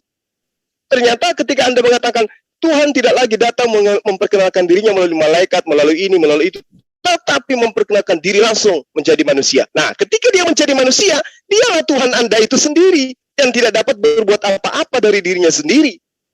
Jadi kalau Anda mengatakan ada dimensi di mana manusia tidak akan mampu menalar tentang Tuhan, justru Anda yang menyiksa diri dengan konsep itu. Kenapa? Yesus mengajarkan dirinya manusia, dia tidak bisa berbuat apa-apa dari dirinya sendiri. Dan dia adalah penerima firman dan penyampai firman. Nah, sehingga saya hanya ingin bertanya kepada Anda. Kalau Yesus itu adalah firman, lalu kemudian Anda katakan mengambil rupa manusia, ketika Gabriel datang menyampaikan firman kepada Maria, ibunya Yesus sebelum Yesus dihamilkan, dilahirkan menjadi manusia, pertanyaan saya, firman diantar oleh Gabriel, Tuhan mau agar engkau hamil. Apakah di situ ada Yesus? Silakan. Saya mau cross check dulu, Bro Juma, di mana firman diantar oleh malaikat Jibril? Berikan data dong, jangan framing dong. Boleh. Saya kira sahabat saya ini sudah menguasai hal firman. Anda mengatakan firman itu adalah ide, betul? Gagasan, kehendak. Pertanyaan saya sama Bro Juma, di mana malaikat Jibril mengantarkan firman kepada Maria? Jangan sebentar Pak Irban, jangan Pak. Oke. Stop. Jadi gini ya. Tadi Anda mengatakan firman itu kehendak. Sebentar Pak Mas, jangan tadi dulu. Sebentar begini ya. Jadi jangan memancing sehingga Pak Erben pun akan nanti mempertanyakan tentang akidah Islam. Jadi fokus Ini saja ke saatnya masalah saya tadi. bertanya tentang akidah Anda gitu loh. Ya, makanya begini Pak Zuma, coba Anda ulangi lagi pertanyaannya. Saya tadi juga belum terlalu clear, silakan Pak. Poinnya ke arah mana? Oke. Firman menurut saudara Erben kehendak, gagasan, dan keinginan Tuhan. Yang dibawa oleh Gabriel kepada Maria adalah kehendak Tuhan. Apa itu? Tuhan mau agar Maria hamil. Pertanyaan saya, apakah ketika Gabriel menyampaikan keinginan Tuhan kepada Maria, apakah Yesus sudah ada di situ? Oke, saya jawab. Sudah Pak. Silakan Pak Erben, tadi pertanyaannya seperti itu. Anda seperti apa mau menjelaskan ya? Silakan. Tidak ada Gabriel mengantarkan firman jadi manusia, karena Gabriel itu tugasnya menyampaikan berita bahwa Maria akan hamil. Kehamilan Maria itu bukan karena Gabriel, bukan karena ditiup sama Gabriel, bro. Tapi Gabriel itu memberitahukan, Maria kamu akan hamil. Bagaimana dia hamil? Allah menyatakan karya firman-Nya mengambil rupa manusia di situ. Itu bro, cuma. Nah, itu yang diantar firman atau bukan? Nggak ada diantar di situ. Gabriel itu hanya memberikan informasi bahwa kamu akan mengandung. Bukan dikatakan di situ, Maria ini firman, kumasukkan ke dalam rahimmu. Allah suruh aku, nggak kayak gitu. Nah, artinya firman itu dulu, bukan makhluk. Ya kan? Sebentar, firman gini, itu kehendak kan? Gini, ketika Anda melakukan interupsi terlalu cepat, itu nanti bisa menjadi bukan pertanyaan, tapi semacam interrogation question. Jadi hindari itu. Biarkan lawan bicara Anda mengkonstruksi jawabannya, karena tidak mudah mengkonstruksi satu jawaban. Silakan Pak Erben. Iya, kalau kita kembalikan ke bro juga, Isa di Quran itu kan terjadi juga karya Allah dan karya kalamnya juga, bro. Jangan ke situ lah, Erben. Iya, memang betul. Itu karya Allah, betul. Iya, bukan Allah sendiri. Sekarang di dalam Kristen jelas bahwa Gabriel itu memberitahukan bahwa Maria akan hamil, bukan mengantarkan firman ke dalam rahimnya atau ditiupkan. Itu yang mau saya katakan. Boleh saya sanggah? Iya, saya pikir begini Pak Zuma dan Pak Erben, kita beralih ke yang lain karena tadi kan premis yang ingin diuji masalah proses ya ketika Allah mewahyukan pada Gabriel atau Jibril itu kepada Maryam dan kelahiran Yesus Kristus. Saya pikir justru ada kesamaan kalau yang saya catat tadi ya dari Anda berdua saling menyetujui. Saya pikir beralih ke yang lain Pak Zuma, silakan. Apa yang ingin dibahas lagi terkait ketuhanan Yesus Kristus supaya lebih kaya akan informasi? Pertanyaan mungkin beralih yang lain Pak Zuma. Ini sudah pertanyaan lain ini Bang. Tadi kan dikatakan bahwa Yesus itu adalah firman yang menjadi manusia. Firman ini diambil dari Yohanes 1 nomor 1. Bahwa firman itu adalah Allah. Kita buktikan apakah betul Yesus ini adalah Allah yang menjadi manusia atau firman yang menjadi manusia. Atau benar-benar janin saripati yang ada dalam tubuh Maria yang menjadi manusia.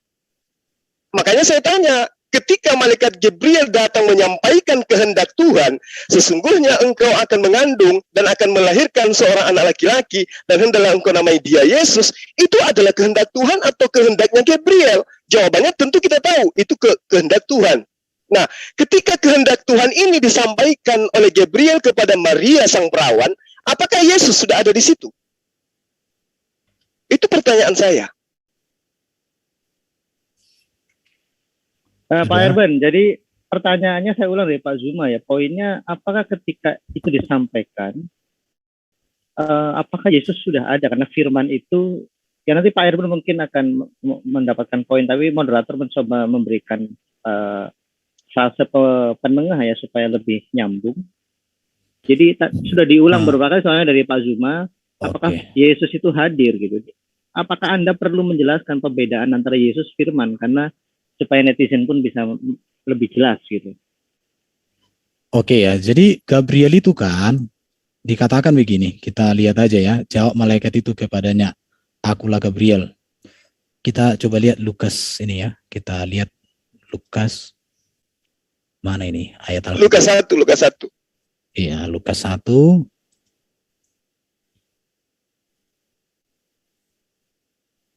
Lukas 1 ayat 19. 28 seterusnya. Ya. Oke, kita baca aja supaya jadi baik. Baik. Ketika malaikat itu masuk ke rumah Maria, ia berkata, "Salam hai engkau yang dikaruniai, Tuhan menyertai engkau." Enggak ada seperti yang Bro Juma sampaikan tadi di situ. Maria terkejut mendengar perkataan itu, lalu bertanya dalam hatinya, apakah arti salam itu? Kemudian malaikat itu berkata, "Jangan takut hai Maria, sebab engkau beroleh kasih karunia di hadapan Allah. Sesungguhnya engkau akan." Artinya pada saat malaikat datang, Maria belum hamil. Maka dikatakan sesungguhnya engkau akan mengandung. Akan itu sesuatu masih apa? Akan itu berarti masa depan. Kalau Maria sudah hamil, harus dikatakan sesungguhnya engkau sudah hamil. Tapi di sini dikatakan engkau akan mengandung. Kalau Maria sudah hamil, engkau sudah hamil. Atau engkau sudah mengandung. Tapi di sini katakan engkau akan mengandung. Baru dikatakan akan melahirkan seorang anak laki-laki, dan hendaklah kau menamai dia Yesus. Ya, jelas Bro. Jadi kalau ditanya apakah Maria sudah hamil ketika malaikat itu datang? Enggak. Dan malaikat pertanyaannya, apakah Yesus sudah ada di situ? Yesus ada setelah Yesus yang manusia ya. Hakikat kemanusiaan Yesus ada ketika Maria hamil. Pada saat ini kan Maria belum hamil karena dikatakan akan mengandung. Kalau Maria sudah hamil, maka dikatakan sesungguhnya engkau sudah mengandung. Tapi di sini katakan engkau akan mengandung. Tetapi hakikat firman itu kekal. Nah, di sini sudah ada firman atau tidak ada firman? Firman kan kekal, Bro. Di dalam diri Allah kekal. Firman itu kan bukan ciptaan. Pada saat Gabriel datang, ini menyampaikan firman Tuhan atau karangan dia sendiri? Karangan siapa? Karangan Gabriel. Wah, Gabriel atau ini kehendak Tuhan. Aku rasa ini karangannya Bro Juma ini. Ini bukan karangan Gabriel lah. Gimana Bro? Berarti yang disampaikan oleh Gabriel adalah firman Tuhan. Betul? Yang disampaikan oleh Gabriel itu adalah kabar baik bahwa Maria akan mengandung. Bukan firman Tuhan. Loh, kabar baik, berita. Gabriel itu tugasnya tahu apa? Menyampaikan kabar baik, menyampaikan berita. Jadi bukan firman Tuhan yang disampaikan oleh Gabriel. Firman Tuhan dalam pengertian itu perkataan Allah, rema. Oke. Nah, apakah berkat? Saya pikir sudah jelas, Pak Zuma. Oke. Saya pikir sudah jelas, Pak Erben. Saya khawatir kita tidak beralih ke hal yang lebih esensi, yaitu tentang ketuhanan Yesus, Pak Zuma. Atau Anda ingin tetap berada pada hal ini, kalau memang Anda anggap ini penting? Artinya gini, Bang. Yesus itu Tuhan. Tapi ternyata saudara Ebel mengatakan di sini belum ada Yesus karena ibunya belum hamil. Jadi sisi ketuhanannya itu sudah gugur di situ. Karena ternyata Yesus itu adalah hal baru, dia adalah ciptaan.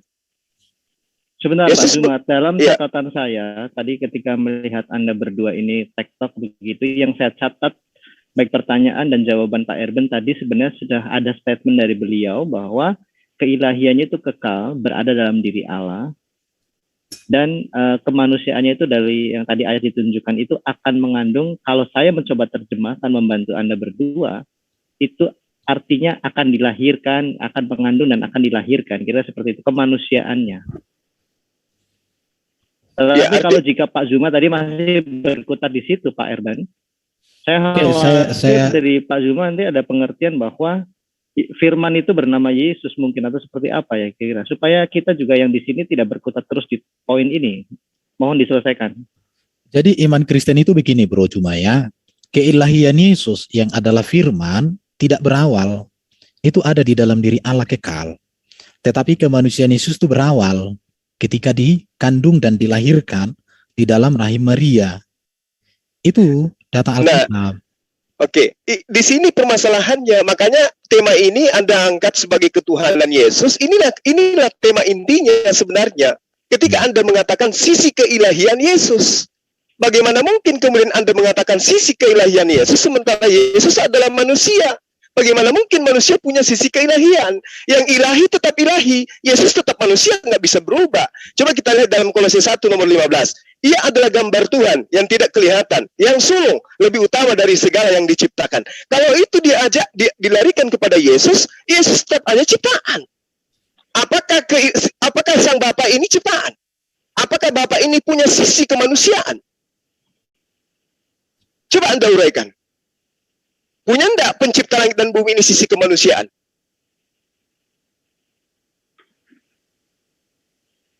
Oke. Silakan. Sebentar ya. Bro tadi kutip dari Kolose berapa, Bro? Kolose 1 nomor 15. Oke, bentar ya. Saya cari materi saya sudah pernah gali itu. Oke, saya tunjukkan sama Bro supaya penonton teredukasi. Ya, silakan Pak Herben ambil waktu Anda untuk mencari ya. Mungkin Udah. yang sambil ngopi-ngopi, yang mau pesan gorengan. Silakan. Ia adalah gambar Allah yang tidak kelihatan, yang sulung, lebih utama dari segala yang diciptakan. Ini beberapa bentuk terjemahan, ya. Ini Kristus adalah anak yang sulung lebih utama dari segala yang diciptakan. Ya, ini beberapa. Sekarang ini dia adalah gambar yang tak kelihatan, dialah yang sulung antara segala yang diciptakan. Kita lihat ya, kata yang sulung oleh penganut bidat Arianisme ditafsirkan sebagai yang pertama dari jenisnya, maksudnya Kristus merupakan makhluk pertama. Kata yang sulung dalam teks Yunani memakai kata prototokos. Ini digunakan 8 kali dalam PB. Kata ini dalam bentuk adjektif maskulin singular nominatif no degree yang dapat diartikan yang sulung, lebih tinggi, yang ada sebelum. Kata ini memang dapat diartikan demikian.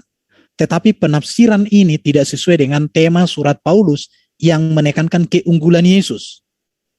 Keutamaan Kristus yang dimaksud oleh Paulus di sini adalah Kristus yang terutama, sebab di dalam Dia, dalam kuasanya atau melalui perantaraan dirinya, tatanan ciptaan ini menjadi ada, dan tatanan tersebut ada untuk Dia.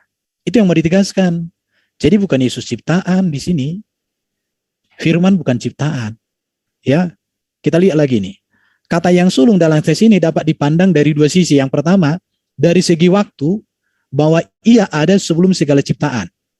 Jadi, keilahian sang firman sudah ada sebelum segala ciptaan.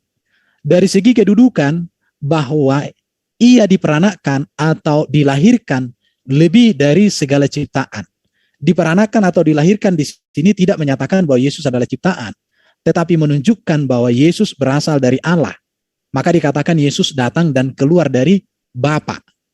Dari dua pengertian tersebut, maka dapat diambil kesimpulan bahwa Dia, Yesus, sudah ada sebelum segala sesuatu, dan Dia adalah yang utama dari semua ciptaan. Itu artinya di situ Yesus disebut sebagai yang sulung tidak menunjuk kepada kelahiran Yesus secara badani, melainkan kepada hubungan Yesus dengan Allah sebagai firman yang kekal di dalam diri Allah.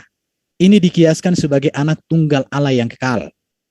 Dengan memperhatikan arti kata prototokos, yaitu yang sulung, yang lebih tinggi, yang ada sebelum, maka kata yang sulung dapat diartikan ia yang ada sebelum segala ciptaan. Ia yang lebih tinggi dari segala ciptaan. Itu berarti bahwa Allah menciptakan segala sesuatu oleh firman yang telah ada sejak permulaan. Bahwa firman itu ada sejak permulaan. Oke? Itu sudah saya bahas ketika saya menjawab saksi-saksi Yehova. Ada 3 ayat yang sering diikuti saksi Yehova. 3-tiganya saya sudah jawab. Saya jelaskan. Oke? Ya. Oke. Ya, silakan. Ya, jadi jelas ya bahwa kalau Anda kemudian mengatakan Yesus itu adalah firman. Tadi kita sudah melihat yang dibangkitkan ternyata bukan firman. Yang datang kepada Maria melalui perantaraan kehendak Tuhan melalui Gabriel, itu juga Yesus tidak ada di situ. Nah, lalu dalam kitab Anda sendiri jelas dikatakan bahwa Yesus itu adalah permulaan ciptaan. Kalau mau Anda larikan kepada firman, itu tidak kena. Kenapa? Di dalam Yesaya 55 nomor 11 pun dikatakan bahwa segala firman yang terlontar dari mulutku, apa yang keluar dari mulutku, tidak akan kembali kepadaku dengan sia-sia. Sebelum yang ku inginkan itu terjadi sesuai dengan yang ku mau. Itu adalah indikasi firman. Nah, sementara Yesus tidak terlontar dari mulut Tuhan. Terlontar dari rahim manusia, iya. Itu yang saudara harus pahami di sini. Mohon maaf. Lalu kemudian Coba Anda uraikan kepada saya di dalam Roma 1 nomor 3, di situ di dalam bahasa original teksnya dikatakan Yesus itu berasal daripada sperma Daud. Artinya bahwa tadi kita sudah sepakat Yesus tidak ada pada saat Gabriel datang. Nanti dia ada setelah dia dihamilkan. Berarti tidak salah yang diterangkan oleh Roma 1 nomor 3 dalam bahasa Greek bahwa Yesus itu memang berasal daripada spermatos. Oke, sudah bisa dijawab. Iya, silakan. Maria itu kan keturunan Daud. Ya. Jadi itu menegaskan bahwa dia memang memiliki silsilah dari Daud. Itu jelas. Dia kan keturunan Yehuda. Maria. Baru Yusuf pun itu kan Yehuda. Jadi itu sebenarnya tidak ada masalah dengan apa yang Bro sampaikan tadi di situ. Tetapi saya mau tegaskan sama Bro ya begini. Ketuhanan Yesus itu berbicara tentang kemesiasan Yesus. Berbicara Mesias itu artinya yang diurapi. Yang diurapi itu menunjuk jabatan dia raja, dia nabi, dia imam, bahkan dia hakim yang adil. Jadi itu otoritas kepenguasaan Yesus yang diberikan oleh Bapa, itulah ketuhanan Yesus. Maka iman Kristen, Tuhan dengan Allah, dua kata yang berbeda. Ini Bro, nanti akan saya tanya sama Bro, saya akan cross check apa yang Bro nyatakan dari tadi. Dan nanti saya minta ada waktu untuk Bro mempertanggungjawabkan pernyataannya Bro. Nanti akan saya cross check ini. Siapkanlah dirimu. Ya, silakan aja Anda buka, ya, buka aja original teks kitab Anda, Roma 1 nomor 3. Di situ dikatakan Yesus itu spermatos dari Daud itu sendiri. Artinya diterangkan di dalam kitab Anda, Yesus itu berasal dari sperma Daud. Kan begitu. Interlinear. Kalau masuk ke bahasa Yunani, kita harus cek interlinear. Ini butuh waktu, Bro. Oke.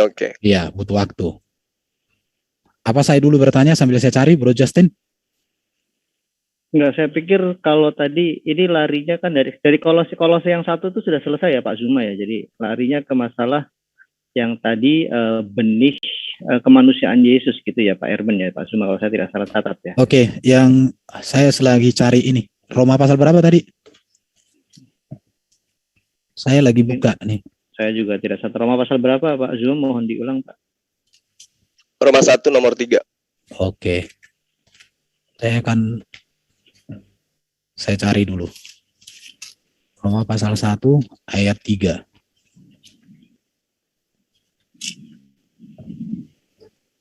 Tentang anak yang lahir dari keturunan Daud. Genomenons. Di sini sperma mana? Oh, keturunan. Spermatos ya. Kita lihat di interlinear, kata spermatos itu diterjemahkan di sini keturunan. Ya, jadi bukan berbicara sperma seperti itu yang keluar, bukan itu, tapi keturunan. Saya cek dulu. Iya. S168.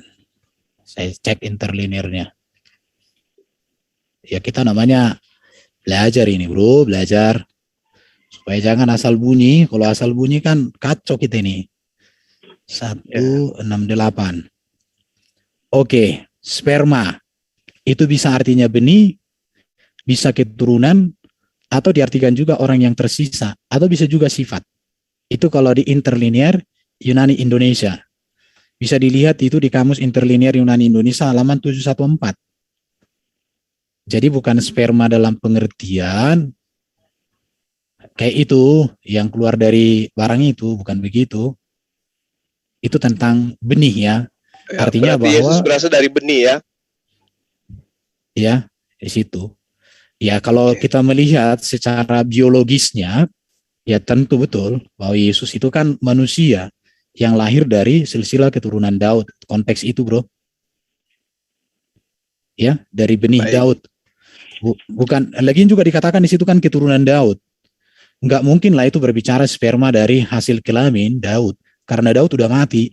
Tapi itu menunjukkan silsilah keturunan. Iya. Karena Daud udah mati ribuan tahun, bro. Nggak mungkin lagi spermanya. Emang ada sperma ditabung waktu itu kan belum ada. Tapi itu berbicara garis keturunannya. Secara manusia. Mungkin udah jelas lah itu. Ya seperti itu Pak Zuma. Jadi yang saya catat dari penjelasan Pak Erben itu sperma dari tidak melibatkan sperma manusia, kira-kira seperti itu. Lalu bahasanya apa Pak Erben supaya karena Pak saya pikir belum ada bahasa untuk menjawab frase yang untuk frase utama, frase kunci untuk menjawab tadi yang Pak Zuma sampaikan. Gitu. Berasal dari benih Daud. Iya, benih Daud di situ bukan berbicara sperma di situ bukan berbicara itu. Iya. Bukan. Kita Itu berbicara mengenai benih, benih Daud. Oke. Benihnya. Iya. Jadi artinya gini juga, memakai istilah itu untuk menunjukkan tentang sisi kemanusiaan Yesus itu.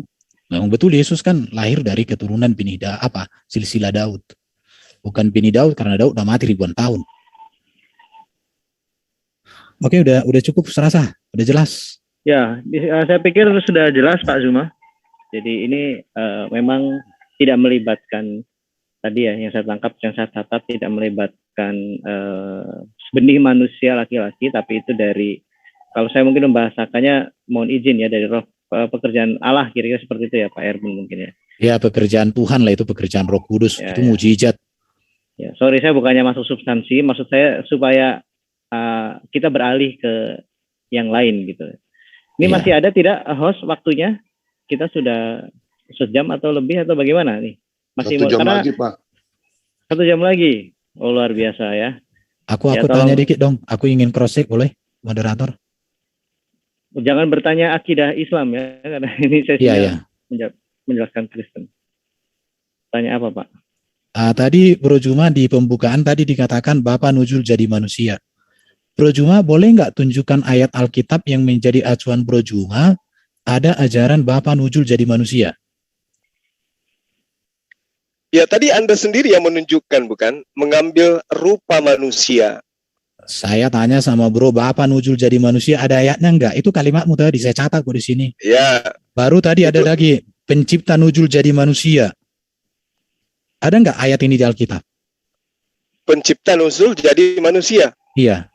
Ya, saya hanya membangun ya apa yang kemudian saudara utarakan bahwa yang namanya Tuhan pasti pencipta. Tapi ternyata kemudian ada yang turun dari surga menjadi manusia. Yang turun dari surga kan pemahaman Kristen itu adalah Tuhan. Yang saya tanya samamu itu ayatnya mana acuanmu berbicara. Jadi gini, Bro. Sebentar Pak.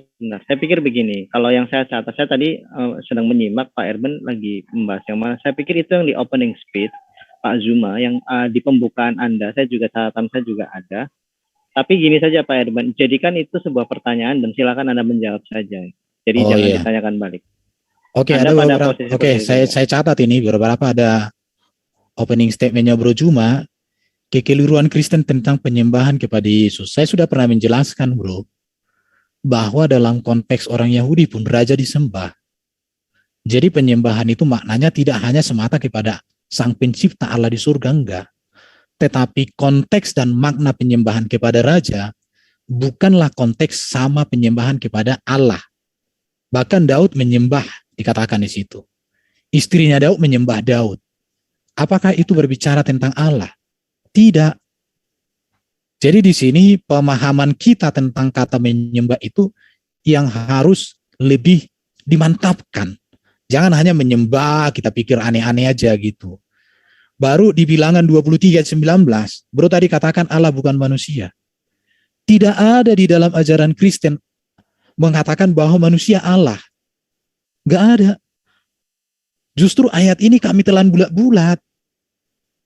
Yesus yang manusia itu adalah firman-Nya Allah yang inkarnasi, yang mengambil rupa manusia. Baru tadi kalau Bapa lebih besar daripada Yesus, saya sudah jelaskan. Sudah jelas ya. Bapa lebih besar dari persembahan yang saya sudah jelaskan tadi. Baru kalau ini Yesus diberi kuasa, itu jelas. Makanya kami orang Kristen percaya bahwa Yesus juru selamat satu-satunya.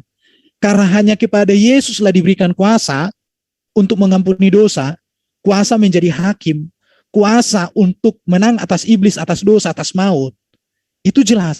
Tidak ada orang Kristen yang menentang hal itu. Gitu ya. Baru dikatakan orang Kristen itu harus meminta kepada Allah. Memang kami meminta berdoa kepada Allah. Melalui perantaraan Yesus tidak masalah. Iya. Justru karena Yesuslah menjadi pengantaran itu, maka kami doanya pasti. Kenapa? Sedikit saya kasih tahu sama bro. Dosa membawa manusia terpisah dari Allah. Tetapi Yesus datang menyelesaikan persoalan ini, maka di dalam Yesus kami didamaikan. Maka melalui Yesus kami langsung dekat. Karena Bapa sendiri yang memberikan jalan itu kepada kami. Kepada Yesus. Maka Yesus katakan, barang siapa meminta kepada Bapa dalam namaku akan diberikan. Tetapi juga kami langsung berdoa kepada Bapa juga bisa. Makanya kami berdoa, kepadamu ya Allah Bapakku yang di surga, kami memohon. Di dalam Kristus Sang Juru Selamat, firman-Mu yang menjadi manusia kami berdoa. Amin, jelas. Di situ, baru menyembah Bapa. Kami menyembah Bapa bro. Menyembah Bapa Sang Pencipta itu sebagai Allah kami. Tapi kami menyembah Yesus sebagai Mesias, Kristus kami. Karena dia adalah Tuhan dalam pengertian kurios, penguasa Mesias. Bukan bahwa kami ketika menyembah Yesus, dialah Bapa itu sendiri. Orang yang mengatakan Yesus adalah Bapa itu sendiri, itu pemahaman yang keliru bro. Itu keliru bro. Di situ ya. Jadi kami tidak mengatakan bahwa Yesus itu Bapa, enggak ada bro ya. Baru di sini dikatakan Yesus menyembah kepada dirinya. Saya mau tanya sama bro, Yesus ada enggak dia mengatakan menyembah kepada dirinya? Enggak ada. Yesus menyembah kepada Bapa. Dan kami juga menyembah kepada Bapa. Dan kami sembah Yesus sebagai Mesias kami. Sebagai Kristus kami. Bukan bahwa Yesus itu langsung jadi Bapa itu sendiri. Ini kekeliruan yang terjadi selama ini. Sehingga kita menyampaikan sesuatu tapi senjata kita ini moncongnya entah kemana. Berarti sembahan Anda ada berapa sembahan Anda? Berarti bro nggak memahami tadi konteks arti kata menyembah yang saya jelaskan. Iya, saya tanya kepada Anda. Anda pikir begini Pak Suma, jangan ada pertanyaan seperti itu karena justru itu menjadi muara polemik. Pertanyaan ada berapa sembahan. Jadi tadi Pak Erben sudah menjelaskan konteks penyembahan. Saya tegaskan dan saya catat penyembahan kepada Yesus dalam batasan ya. Kemesiasannya ya Pak Erben ya kalau tidak salah saya seperti itu. Jadi saya pikir tidak ada lagi nanti akan menjadi logical fallacy ketika Anda menanyakan ada berapa sembahan. Saya pikir masalah penyembahan ini sudah jelas oleh Pak Erben. Apakah Pak Zuma ingin beralih ke yang lain Pak? Atau kalau Anda ingin menanggapi silahkan. Masalahnya gini Bang, di dalam 2 Raja-Raja 17:36, Yesaya 66:23. Ya, Tuhan yang benar itu memang mengajarkan menyembah hanya kepada dirinya. Nah sekarang Anda juga menyembah kepada Yesus, menyembah juga kepada Bapa. Enggak, Pak Suma, sorry saya potong Pak. Saya ulangi lagi, Pak Erben sudah menegaskan penyembahan kepada Yesus. Tadi Pak Erben saya catat dalam batasan kemesiasannya. Dan penyembahan kepada Bapa, ya kalau saya mencoba untuk menjembatani tentu kepada apa Pak Erben, fase yang Anda ingin sampaikan. Supaya tidak ke pertanyaan itu lagi. Sebentar sebelum ke sorry moderator dikit sama narasumber. Ini Akhi Zainal Arifin mungkin fotonya bisa diganti dulu sejenak karena aku mendapat beberapa komplain. Ada yang tersakiti. Ayo kita tunjukkan akhlakul karimah dan juga untuk moderator jangan sopan-sopan banget. Ayo supaya seru malamnya. Jangan, kebenaran karena itu langsung aja TikTok. Enggak bukan jadi gini. Terima kasih. Thank you. Kalau ya makasih Pak Kores. Jadi gini, kalau sorry Pak Erben, jadi kita tidak berpolemik. Jadi memang kalau sedikit membosankan bagi anda yang menyukai polemik di luar sana ya silahkan. Tetapi ketika saya dimintai moderator, tentu saya bilang ke Pak Erben, tetap objektifnya adalah kita membantu orang teman-teman di luar sana mempunyai literasi lintas iman yang baik. Silakan Pak Erben. Oke. Ya, ini aku sebentar aku ini lagi ya. Ini ke moderator bukan ke narasumber. Karena begini, kalau misalnya apa yang ditanyakan itu mewakili apa yang ada di viewer juga gitu. Ini belum dapat banget gitu loh. Karena biasanya baik dari kekristenan maupun Islam, fokusnya kepada pertanyaan Pak Zuma, Pak. Jadi jangan dicampur adukan dengan netizen. Jadi netizen bisa belajar dari pertanyaan Pak Zuma dan bisa mengambil informasi dari apa yang Pak Zuma dan Pak Erben. Itu dia pertanyaannya udah jelas banget, cuma jawabannya harus jelas juga gitu. Kadang kurang memuaskan. Jadi biarin aja ditanya sampai tajam gitu loh. Oke, kita akhiri ya. Diakhiri aja. Ya. Jangan begini. Pak Kores, ini kan kita investasi ke depan untuk hal-hal yang baik gitu ya. Jadi kita mencerdaskan, kalau dalam prinsip yang kami dengarkan agamamu ke agamaku, kita selalu praktekkan itu supaya teman-teman tidak saling menyalahpahami. Di saat nanti teman-teman Kristen bertanya tentang iman Islam, diberikan jawaban yang sebaik-baiknya supaya kami juga tidak menyalahpahami, kira seperti itu. Jadi sekarang fokus kepada Pak Zuma dan Pak Erben dan kita mengambil intisari dari apa yang mereka. Aku nggak ke narasumber, ini ke moderator gitu. Jadi kalau bisa biarkan aja dilonggarkan gitu supaya semakin tajam jawabannya semakin enak gitu loh. Cuman ya terserah. Gini, nanti kita bicarakan nanti Pak. Sekarang kita selesaikan dulu diskusi ini. Nanti masalah format perbaikan jangan diinterrupt seperti ini. Biarkan saya sebagai moderator yang menentukan arahnya dan saya pastikan akan netral dan objektif. Silakan Pak Erben. Bosan. Ya udah lanjut aja nggak apa-apa. Dari tadi. Bang Arben, saya lihat kami dengar di sini ya. Ini siapa yang tadi yang bilang ya netral? Ya, sip, wah, nggak apa-apa ini kok. Selama tidak ada hujatan menurut aku. Ini kenapa saya di-mute ya? Ini masih diskusi. Iya, sebentar. Moderator biar aku ngomong dulu supaya mendengar. Enggak bisa Pak Kores. Ini saya lagi. Enggak ada yang dipojokkan di sini. Aku cuma bilang moderatornya udah bagus kok, tidak ada pemojokan dan sudah bisa netralisir kata-kata hujatan gitu loh. Seperti itu tolong di buff aja tuh di waiting room. Itulah kenapa aku mute all tadi tuh, maaf. Karena mute all kan nggak bisa perorangan. Ya wes, yuk silakan lanjut moderator. Kita juga sudah sekitar berapa nih? 20 menit lagi. Ya baik, silakan Pak Erben. Makasih Pak Kores. Oke, Bro Zuma tadi kan coba mengutip dari raja-raja bahwa yang disembahnya Allah. Tetapi karena Bro mungkin tidak utuh membaca kitab raja-raja, di sini lalu Batseba berlutut sujud menyembah kepada raja. Apakah raja di sini adalah Allah? Tidak. Masuklah ia menghadap raja lalu sujud menyembah kepadanya? Tidak. Jadi di sini kita harus menempatkan kata pada konteks.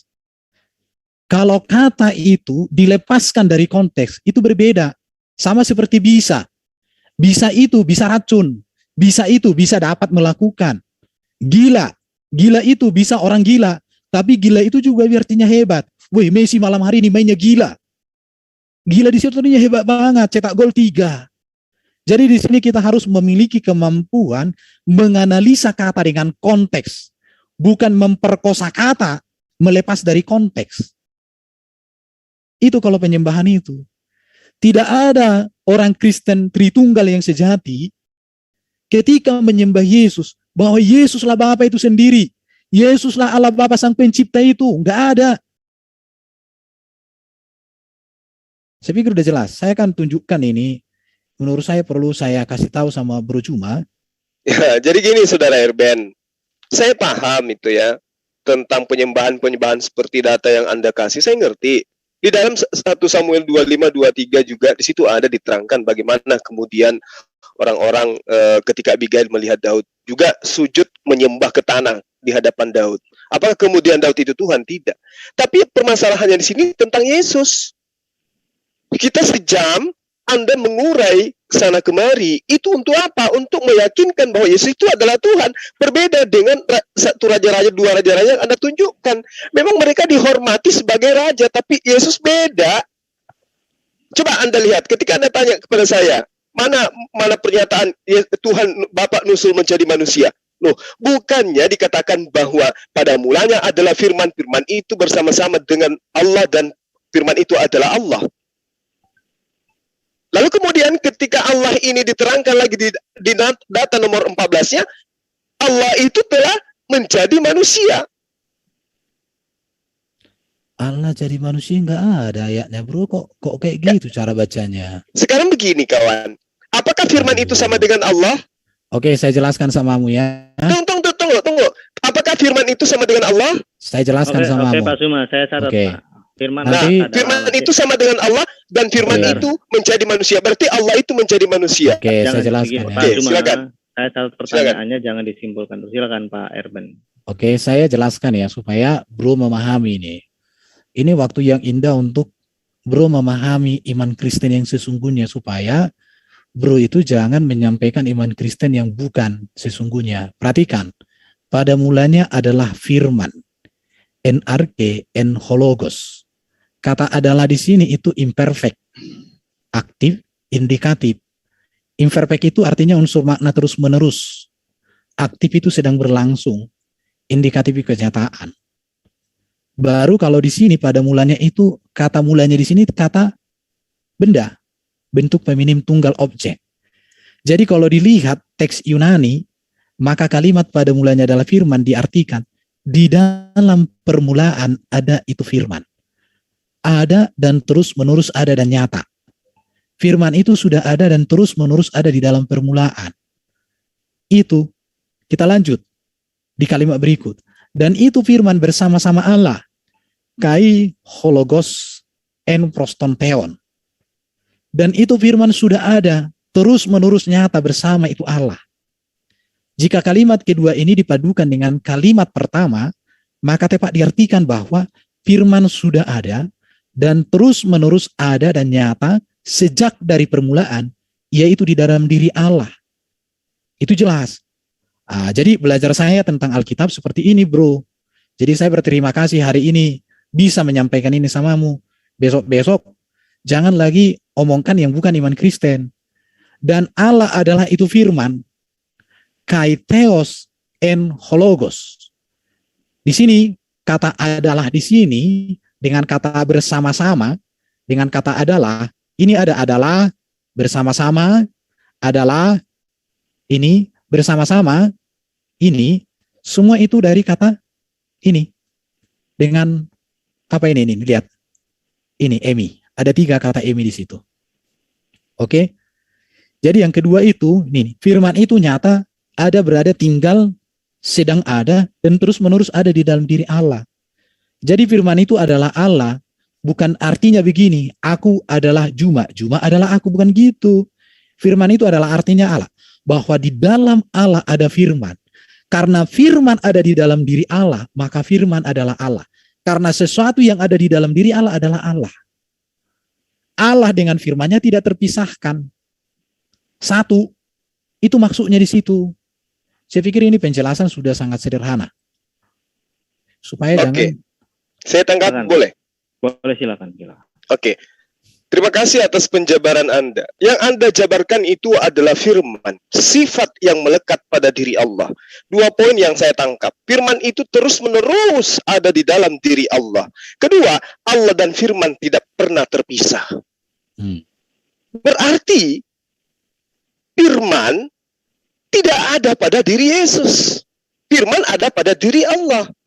Karena firman tidak bisa keluar daripada Allah. Firman itu terus-menerus ada di dalam diri Allah. Jadi dia tidak bisa berubah wujud menjadi manusia. Makanya saya katakan, firman itu bukan Yesus.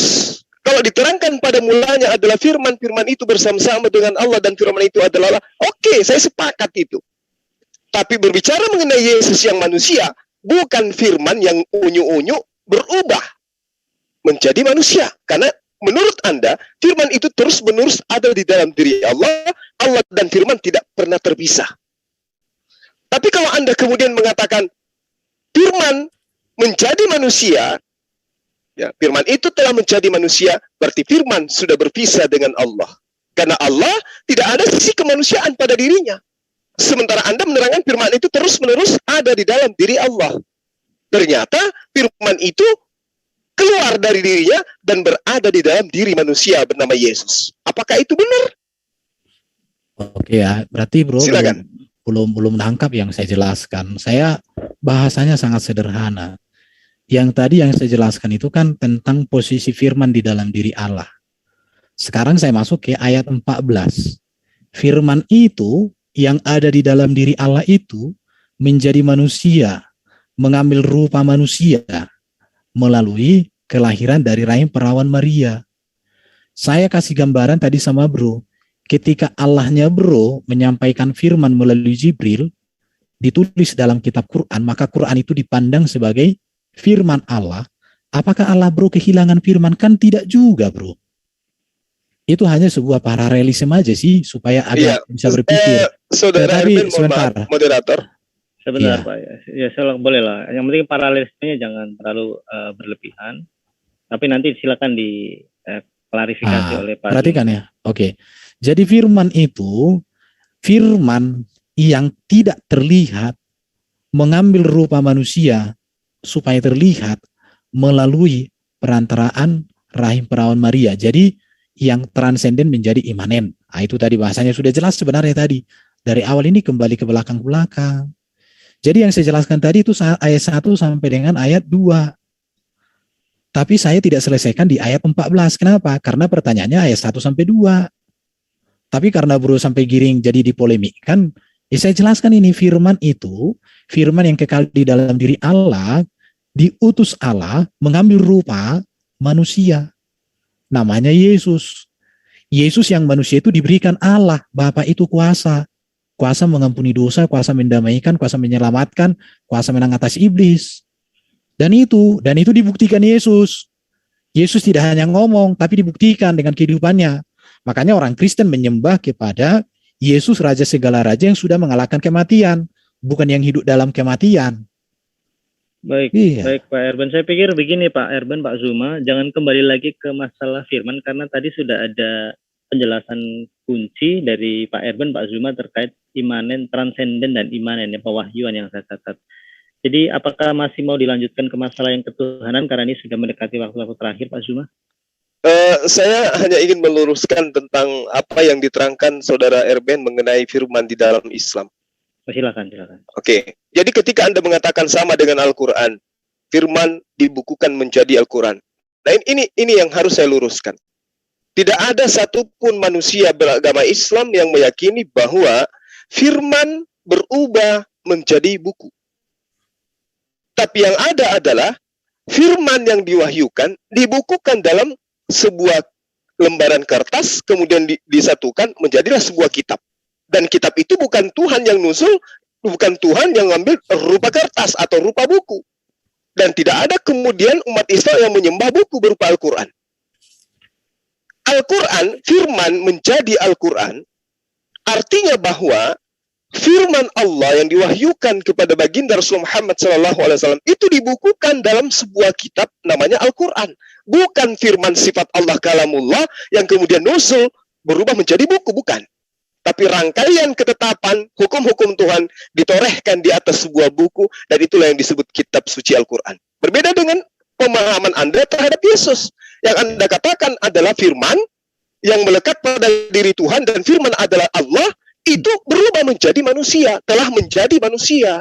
Tapi ketika dipertanyakan siapa yang dibangkitkan, Anda mengatakan manusianya yang dibangkitkan. Padahal yang menjadi manusia adalah firman. Berarti yang dibangkitkan adalah firman. Gitu Saudara Erben. Oke, jadi bro kembali membuat sebuah framing yang menurut saya tidak menyimak apa yang saya sampaikan. Tidak ada di dalam kalimat saya dan Alkitab yang mengatakan firman itu berubah kayak Power Rangers. Nggak ada. Firman menjadi manusia, berubah. Iya, bukan berubah di situ. Loh. Apakah menjadi manusia? Saya sudah jelaskan tadi, itu artinya mengambil rupa. Itu yang disebut dengan inkarnasi. Sebentar Pak Zuma, Pak Erben. Iya. Tadi Pak Zuma, Pak Erben. Saya pikir nggak usah dilanjutkan ke yang tadi lagi, karena tadi sudah dijelaskan Pak Zuma konteks perubahan itu mungkin dalam bahasa yang dimaksud adalah inkarnasi, kira-kira seperti itu. Ya, yang artinya berubah. Bukan yang saya tadi Pak Erben sudah menjelaskan itu Pak Zuma, bukan perubahan seperti dari benda padat ke cair kayak seperti itu. Firman tetap dalam diri Bapa yang tadi saya catat. Saya pikir gini Pak Zuma, terima kasih atas penjelasan mengenai tadi konteks firman Allah dalam Quran gitu. Apakah ada pertanyaan lain Pak? Karena waktunya sudah semakin singkat. Kalau tidak kita langsung ke closing statement supaya tidak terlalu panjang juga sesi ini. Dan iya, artinya gini Bang, mau sampai kapanpun intinya Saudara Erben akan tetap saja tidak mampu membuktikan bahwa Yesus. Jangan ada kata-kata itu. Oke. Jadi gini Pak, Baik. Zuma, saya pikir Pak Kores mau izin kita untuk langsung closing statement. Silakan diawali dari Pak Zuma dulu, nanti ditutup Pak Erben. Salah kasih sejati duluan. Tadi yang duluan siapa ya? Saya duluan tadi. Oh iya, berarti dibalik sekarang yang duluan adalah Pak Zuma, diakhiri oleh Pak Erben. Kasih sejati duluan.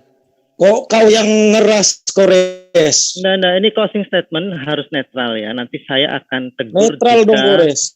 Closing statement itu saling menyerang atau tidak. Ini siapa Kang Kilang Minyak lagi ngomong-ngomong? Sebentar ya, ini moderator. Sebentar dulu, Seger. Yuk lanjut. Sebentar dulu, yang lain di mute dulu, Pak Kores.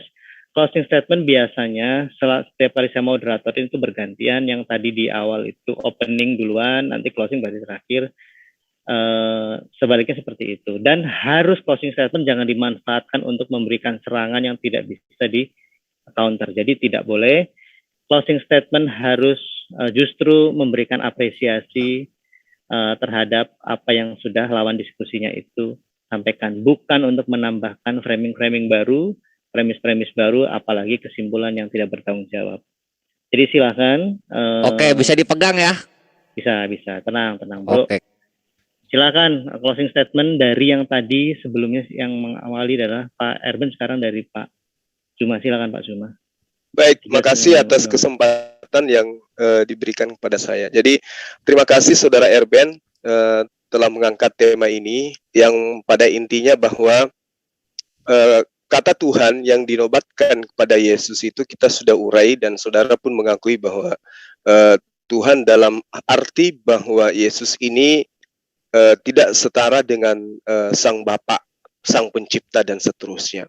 Itu poinnya di situ. Lalu kemudian ketika saya mengatakan bahwa Anda menyembah Yesus, sementara di dalam 2 Raja-Raja 17:36, Yesaya 66:23 yang harusnya disembah dalam perspektif Tuhan Pencipta langit dan bumi itu hanya Allah saja, yang sahabat mungkin sebut dengan sebutan Bapa. Dan lagi-lagi saudara mengatakan bahwa penyembahan terhadap Yesus itu sama ketika penyembahan terhadap Daud, penyembahan terhadap Musa dan seterusnya. Artinya bahwa salahlah orang-orang yang menganggap Yesus itu adalah Sang Bapa itu sendiri yang nusul menjadi manusia, dikarenakan karena ternyata Tuhan yang Anda maksud ini adalah sebagai kurios, sebagai Tuhan yang diberi kuasa oleh Tuhan di atas muka bumi ini. Artinya dari saya mengambil poin yang sangat bermanfaat dari paparan-paparan saudara yang berdata dan berdalil bahwa Yesus kedudukannya tidaklah lebih besar dari Sang Pengutus.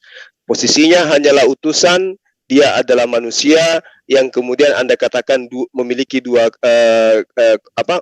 dua natur, satunya adalah natur manusia, satunya adalah natur keilahian.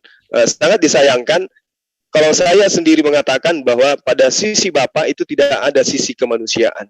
Hanya Yesus yang memiliki sisi kemanusiaan dan memiliki sisi keilahian.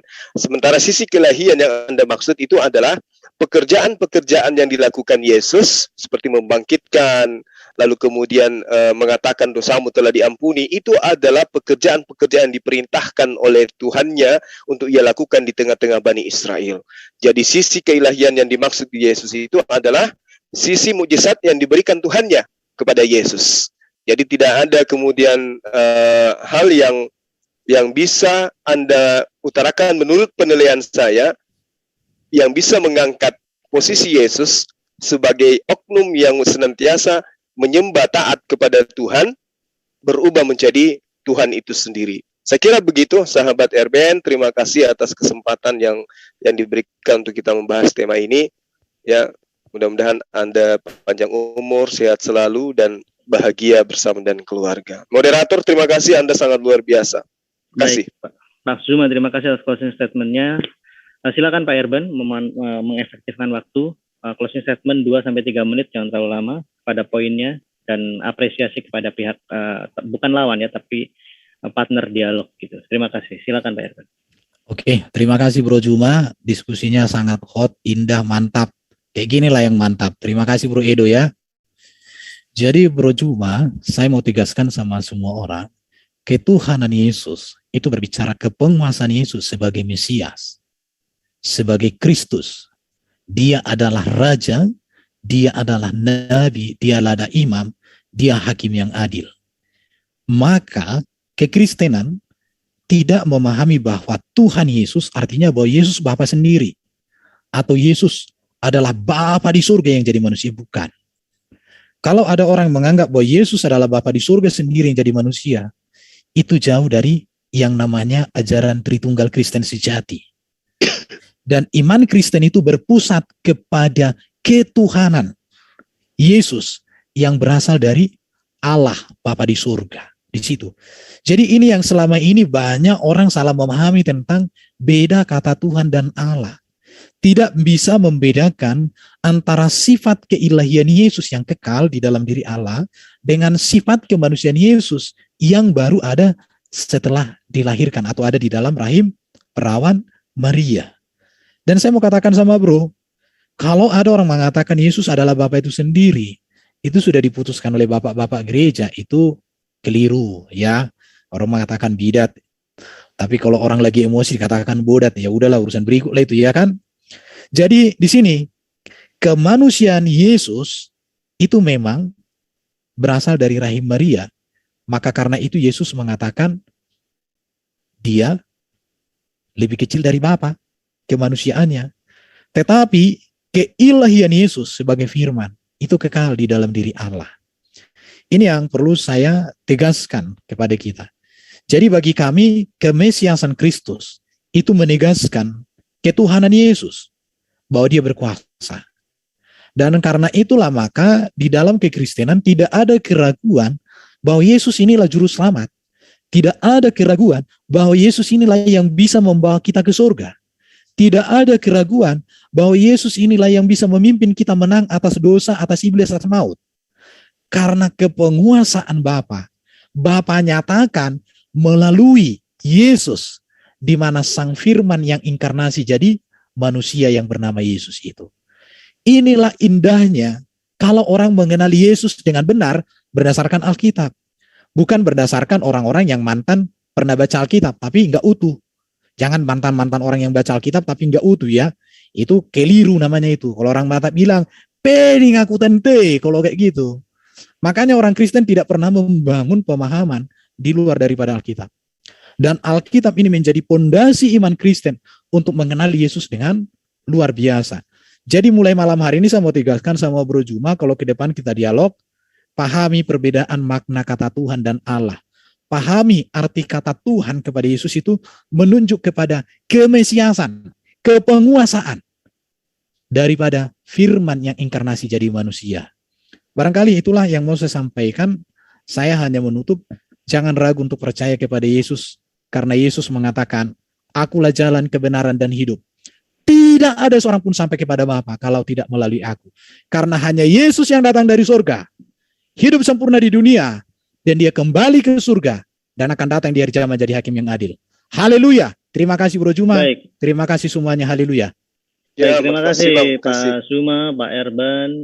Ya, Izinkan sama-sama. dari host untuk memberikan closing statement sedikit, menyampaikan apresiasi kepada host, kepada tuan rumah, dan juga kepada channel-channel Muslim maupun channel-channel YouTube Kristen, para apologet, Zoom juga MMCI netizen. jangan lupa. Ya, Zoom inilah saya tidak hafal persatu ya. Silakan nanti promosikan sendiri. Tapi intinya ini bisa mewakili kerinduan kita semua memberikan sumbangsi bagi bangsa dan negara kita yang kita cintai, Indonesia, supaya semakin rukun dalam kebinekaan, menempatkan keimanan itu pada posisinya, tidak pada posisi yang salah, yaitu polemik dan debat-debat yang menjurus kepada perpecahan. Jadi sekali lagi terima kasih atas partisipasi para narasumber ya dan host.